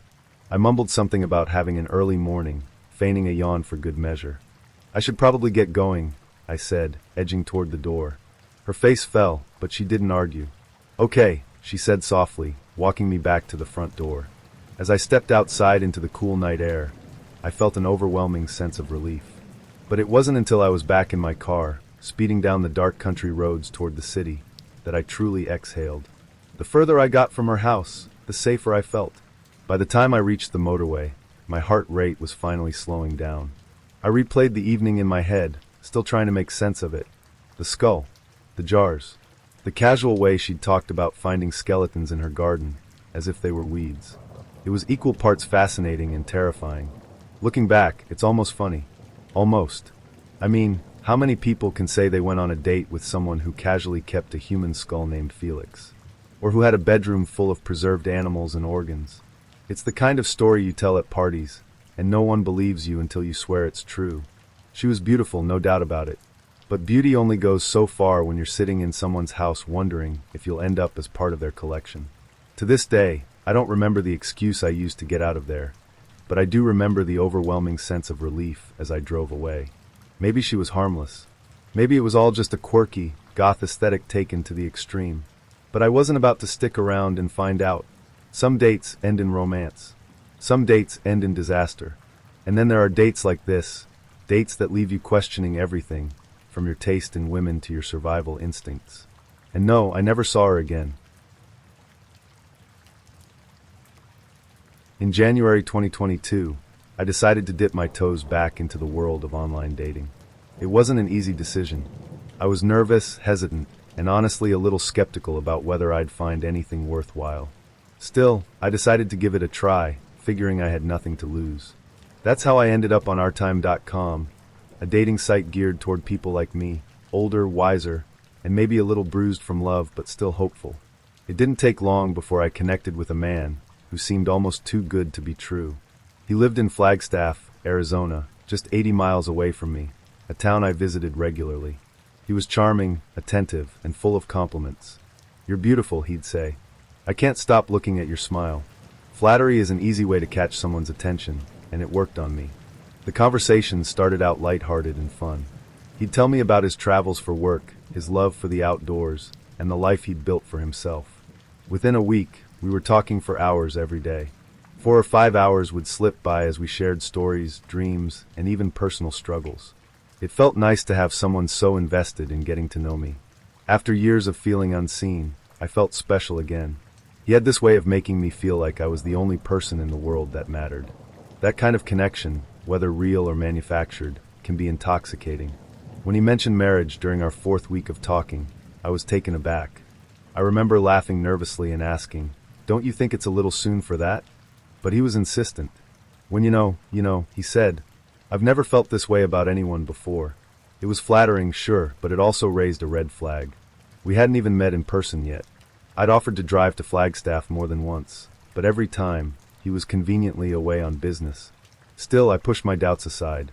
He had an explanation for everything, and when I'd Google the details he gave me, they always checked out, or at least came close enough to feel plausible. For a while, I let myself believe in the fantasy. I thought, maybe this is what real love feels like, sweeping, all-consuming, and a little chaotic. But deep down, I knew something didn't feel right. Then one morning, I woke up to an email from him. It wasn't his usual sweet message wishing me good morning. This one was different. He was asking me for $8,000. My heart sank. The story he gave me was elaborate. He was overseas for work, and something had gone wrong. An emergency he couldn't get out of without my help. He was desperate, sick, and pleading with me to save him so he could come home to me. At first, I thought it might be a misunderstanding. Surely he wasn't serious. But he was. I told him no. Immediately, firmly. "I can't help you. I said, feeling a pang of guilt even though I knew I was doing the right thing. He didn't take it well. He cried, telling me how much he was suffering and how I was his only hope. "If you loved me, you'd help me," he said. Those words stung, even though I knew they were manipulative. He piled on the guilt, reminding me of all the hours we'd spent talking, the connection we'd built, the promises we'd made to each other. He painted a picture of himself as a broken man, just trying to get back to the woman he loved. For a moment, I almost caved. Almost. But something inside me snapped. I realized I didn't really know this man. I'd never met him in person. All I had were words on a screen and a voice on the phone. The idea of sending him that kind of money suddenly felt absurd. We went back and forth for a few more weeks, him pleading and me standing my ground. Eventually I ended it. I blocked his number, his email, and any other way he could contact me. It hurt, but it was also a relief. The fantasy he'd spun was just that, a fantasy, and I wasn't going to let myself be part of it anymore. After that, I swore off online dating. I told myself it wasn't worth the risk, that I'd rather be alone than go through something like that again. But deep down, I still wanted what he'd pretended to offer: real love, connection, and companionship. About a year later, I decided to give it one more shot. I signed up for another dating app, this time with more caution and less blind hope. That's when I met Norm. Norm was different from the start. He wasn't flashy or overly complimentary. He was steady, kind, and warm. Our conversations felt natural, like catching up with an old friend. I was hesitant at first, still shaken by my experience with the scammer, but Norm was patient. He didn't rush me or push me into anything. We took things slow, and I appreciated that. I still remember the first time we talked on the phone. His voice was calm and reassuring, and he said something that stuck with me. "I feel like I've known you forever." It was such a simple thing to say, but it felt genuine. A few months later, we decided to meet in person. Norm lived in another state, so I flew up to spend Thanksgiving with him and his family. That weekend, he proposed. It felt sudden, but it also felt right. Unlike the previous year's whirlwind fantasy, this was grounded in reality. I'd met his family, shared meals with them, and seen firsthand the kind of man he was. I flew back home after Thanksgiving, but a few weeks later, I returned to spend Christmas with him, his adult children, and his grandchildren. By the time the holidays were over, it was clear to both of us that we wanted to spend the rest of our lives together. We were married a few months later in a small, intimate ceremony surrounded by the people who mattered most. Looking back, my experience with the scammer taught me some valuable lessons. It reminded me to trust my instincts, to question things that don't feel right, and to protect my heart as fiercely as I protect my bank account. It was a painful experience, but it also made me appreciate what I found with Norm even more. Sometimes love isn't about grand gestures or whirlwind romances. Sometimes it's about quiet moments, shared laughter, and the kind of connection that feels effortless. And in the end, it's worth the wait. Lucas stood out. His pictures showed him hiking, working with plants in what looked like a personal greenhouse, and smiling warmly in a way that felt genuine. His bio said, "Plant Dad, amateur chef, lover of thunderstorms and late-night conversations. Let's trade gardening tips or ghost stories." It was different, refreshing. Most guys just write 6 feet 0 inches because apparently that matters, or some half-hearted joke about tacos. Lucas seemed like someone who actually put thought into his profile. That, or he was really good at faking it. Either way, I was intrigued. We matched, and he messaged me first. "Are you more of a succulent person, or do you have a garden that would put mine to shame?" It was quirky, specific, and not the usual "hey" opener. We started talking, and I found myself enjoying the conversation more than I had with anyone else on the app. He told me about his love of gardening, how he found it calming to work with his hands and watch things grow. He said he had a greenhouse out behind his house that he'd built himself, where he grew herbs, vegetables, and even a few exotic plants. I told him about the sad little basil plant I was trying to keep alive on my kitchen windowsill, and he promised to give me tips to help it thrive. After a week of chatting, he asked if I'd like to meet in person. "I know this great coffee shop," he wrote. "Quiet, cozy, and they have the best chai lattes in town. No pressure, of course, but I'd love to meet you." I hesitated for a moment. Meeting someone from an app is always a gamble, no matter how nice they seem. But Lucas had been nothing but kind and respectful so far, and there was something about him that made me feel safe. I said yes. The coffee shop was exactly as Lucas had described, quiet, cozy, and full of warm lighting that made even the rain-soaked street outside feel inviting. I got there a little early, as I always do, and grabbed a seat by the window. When Lucas walked in, I recognized him immediately. He looked just like his pictures, tall, lean, with shaggy brown hair and a soft smile that seemed to put everyone around him at ease. "Hey, you must be Lily," he said, his voice warm and friendly as he sat down across from me. "It's great to finally meet you." "You too," I said, smiling. The first hour flew by. Lucas was just as charming in person as he'd been over text. He told me about the greenhouse he'd built, how he was experimenting with growing tropical fruits, and how he'd recently started making his own herbal teas. He even gave me a few tips for keeping my basil plant alive, which I promptly wrote down. It was easy, comfortable. For the first time in a long time, I felt like I'd met someone who was genuinely good. But then, toward the end of the date, he said something that threw me off. "You should come by sometime," he said, stirring the last of his latte. "See the greenhouse. I think you'd love it." It sounded innocent enough, but something about the way he said it made me pause. I laughed nervously. "Maybe," I said. "I don't want to impose." "You wouldn't be," he said quickly, his smile widening. "I love showing it off. And it's peaceful. You'd see what I mean if you came by." I nodded, but I didn't commit to anything. It was too soon.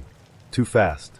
Over the next few days, Lucas kept texting me, and things seemed normal again.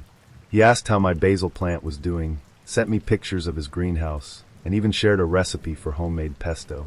He was sweet, thoughtful, and attentive without being overbearing. But then, one night, he sent me a picture that made my stomach twist. It was of a small potted plant, the kind you'd find in any garden center. But what caught my attention was the tag sticking out of the soil. It had my name written on it.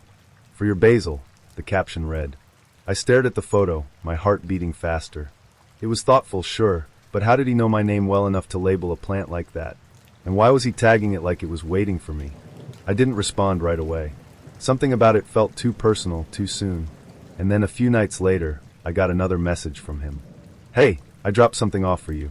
Let me know what you think." My stomach sank, and I immediately went to the door.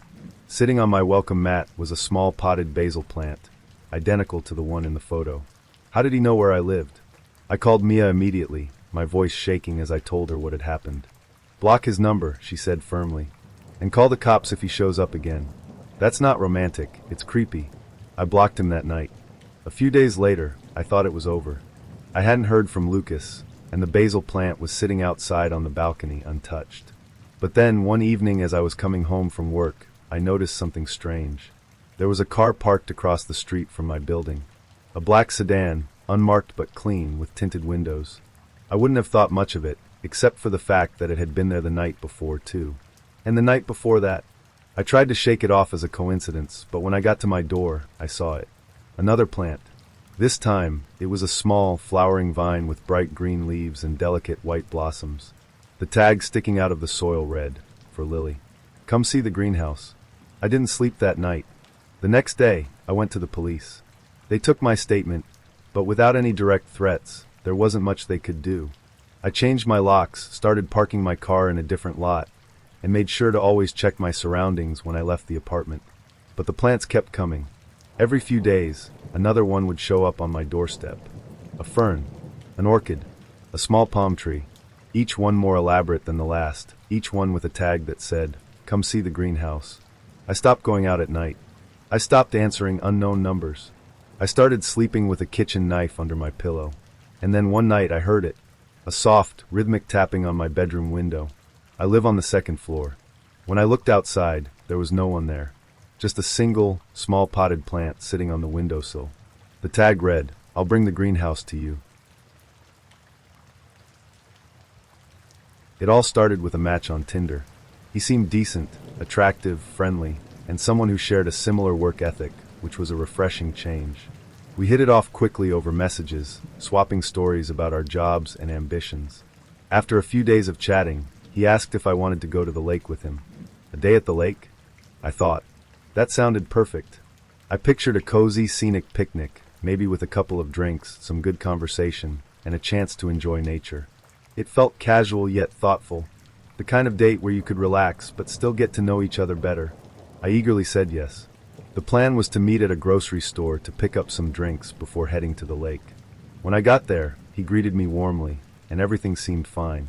At first, we browsed the store, chatting as we made our selections. I opted for a cute bottle of wine, something light and sweet that seemed fitting for a lakeside picnic. Then I glanced at his choice, a handle of Jim Beam. Red flag number 1. I hesitated for a moment, but decided not to overthink it. Maybe he liked bourbon, and maybe he wasn't planning to drink much. Still, a giant handle of whiskey for a casual outing felt excessive.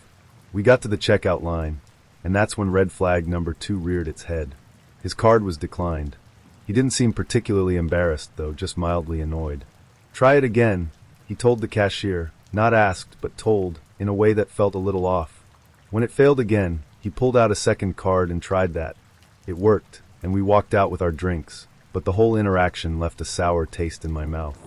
It wasn't the declined card that bothered me as much as his attitude. As we exited the store, I told him what my car looked like so we could head to the lake.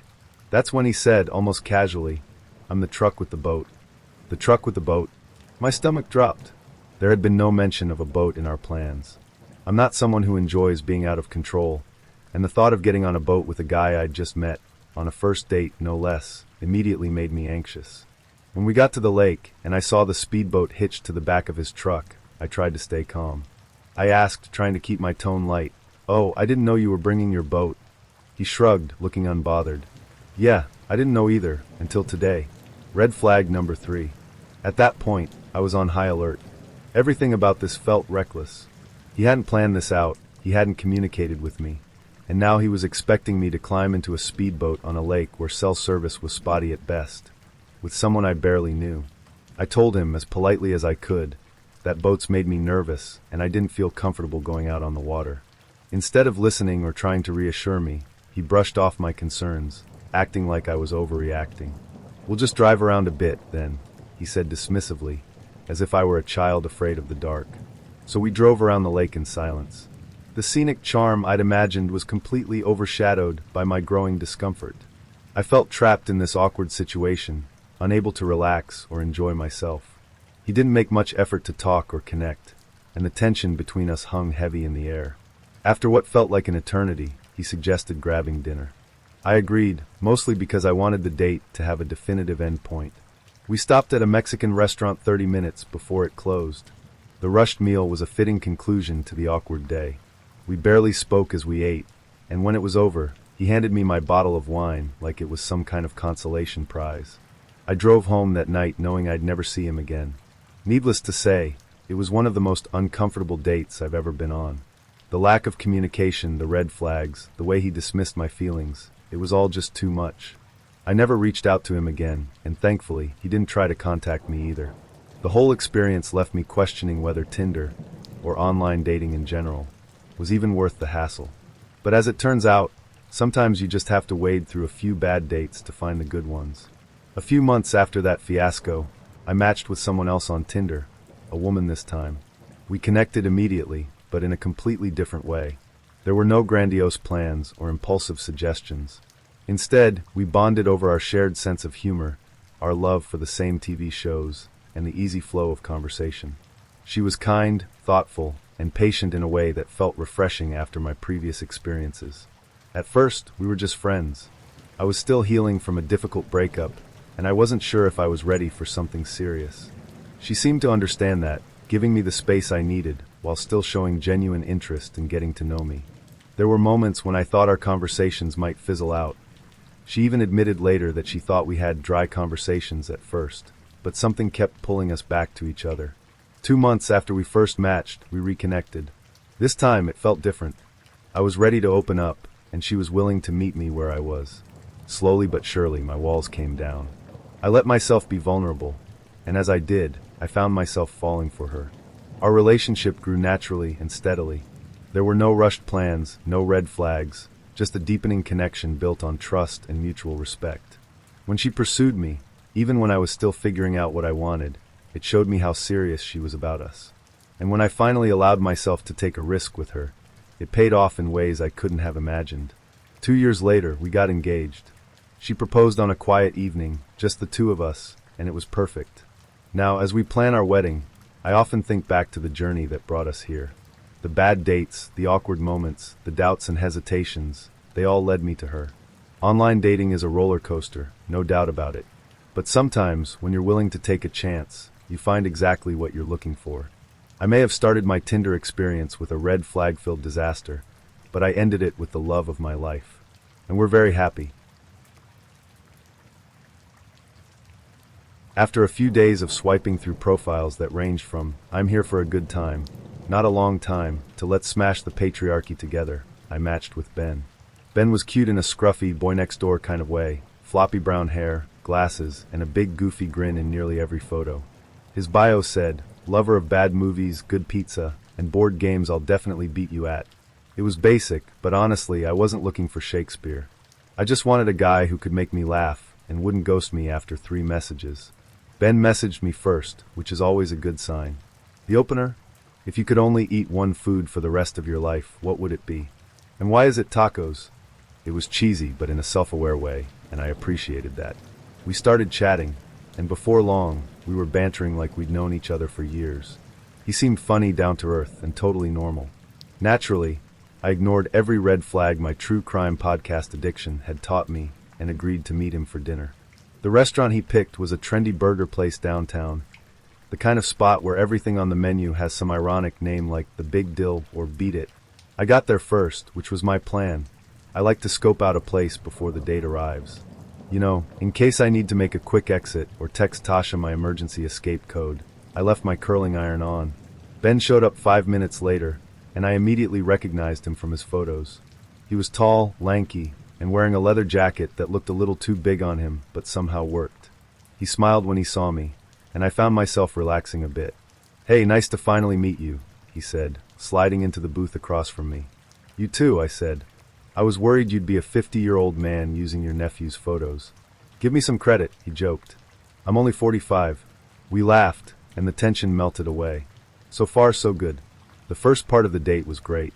We talked about everything: our favorite movies, weird childhood stories, the time he accidentally set off the fire alarm in his college dorm because he tried to microwave a Pop-Tart.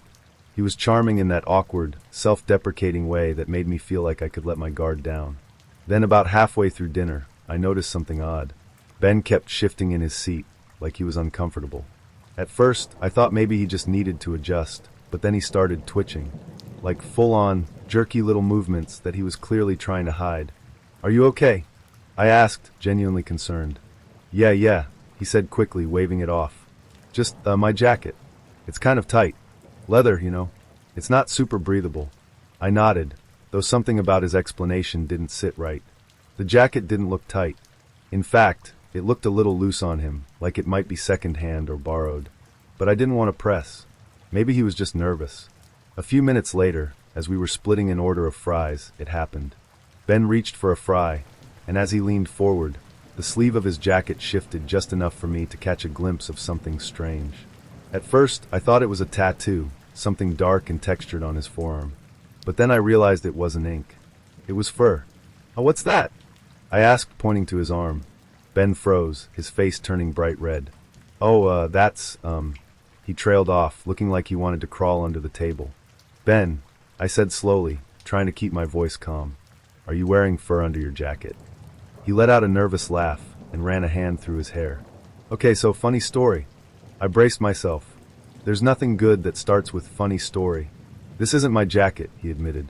"I borrowed it from my roommate. And I didn't realize until I got here that it's lined with rabbit fur." "Like real rabbit fur?" I blinked at him, not sure whether to laugh or scream. Why wouldn't you just take it off?" He grimaced. "Because I'm not wearing a shirt underneath." I stared at him, trying to process what I'd just heard. "You came to a first date shirtless?" "It wasn't intentional," he said, looking genuinely mortified. "I was running late, and I thought, oh, I'll just throw on the jacket and go. I didn't think I'd have to explain this." I couldn't help it. I burst out laughing. Not a polite chuckle, but a full-on, tears streaming down my face laugh. The absurdity of the situation was too much.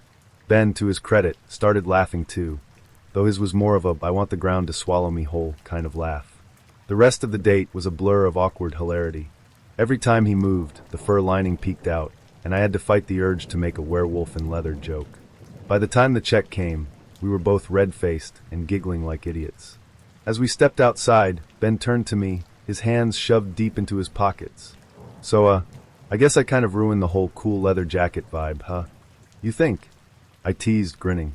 But hey, at least you'll never forget this date. Trust me, he said, smiling sheepishly.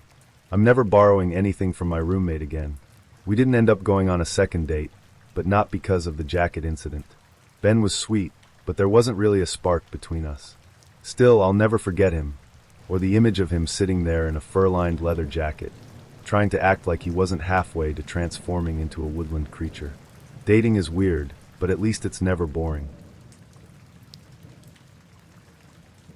This happened about 5 years ago, and I've only started talking about it recently, because it's one of those things that's so surreal, you kind of gaslight yourself into believing it didn't actually happen. Spoiler, it did. So, rewind to 2018. I was living in Seattle at the time, working at a coffee shop, and going through a particularly rough breakup. My best friend, Sarah, convinced me that the best way to move on was to get back out there and start dating again. And by dating, I mean she downloaded Tinder on my phone, set up my profile for me, and started swiping on dudes while I sat there eating ice cream and questioning all my life choices. A couple of days later, I matched with this guy named Evan. He was cute, dark hair, kind of scruffy, had this artsy vibe about him. His bio said something like, lover of books, long walks, and good conversation, which, yeah, sounds generic, but it was better than the 800 profiles that just said 6 feet 3 inches, because apparently that matters. We started chatting, and he was really charming. Like, he had this way of making you feel like you were the most interesting person in the world. He asked thoughtful questions, made jokes that were actually funny, and even recommended a book he thought I'd like. It was In Cold Blood by Truman Capote, and looking back, yeah, maybe that should have been a clue. After about a week of texting, he asked if I wanted to meet up for coffee. Normally, I'd be a little hesitant about meeting someone from an app so soon, but he seemed so normal and sweet that I figured, why not? Plus, we were meeting in public, so I wasn't too worried.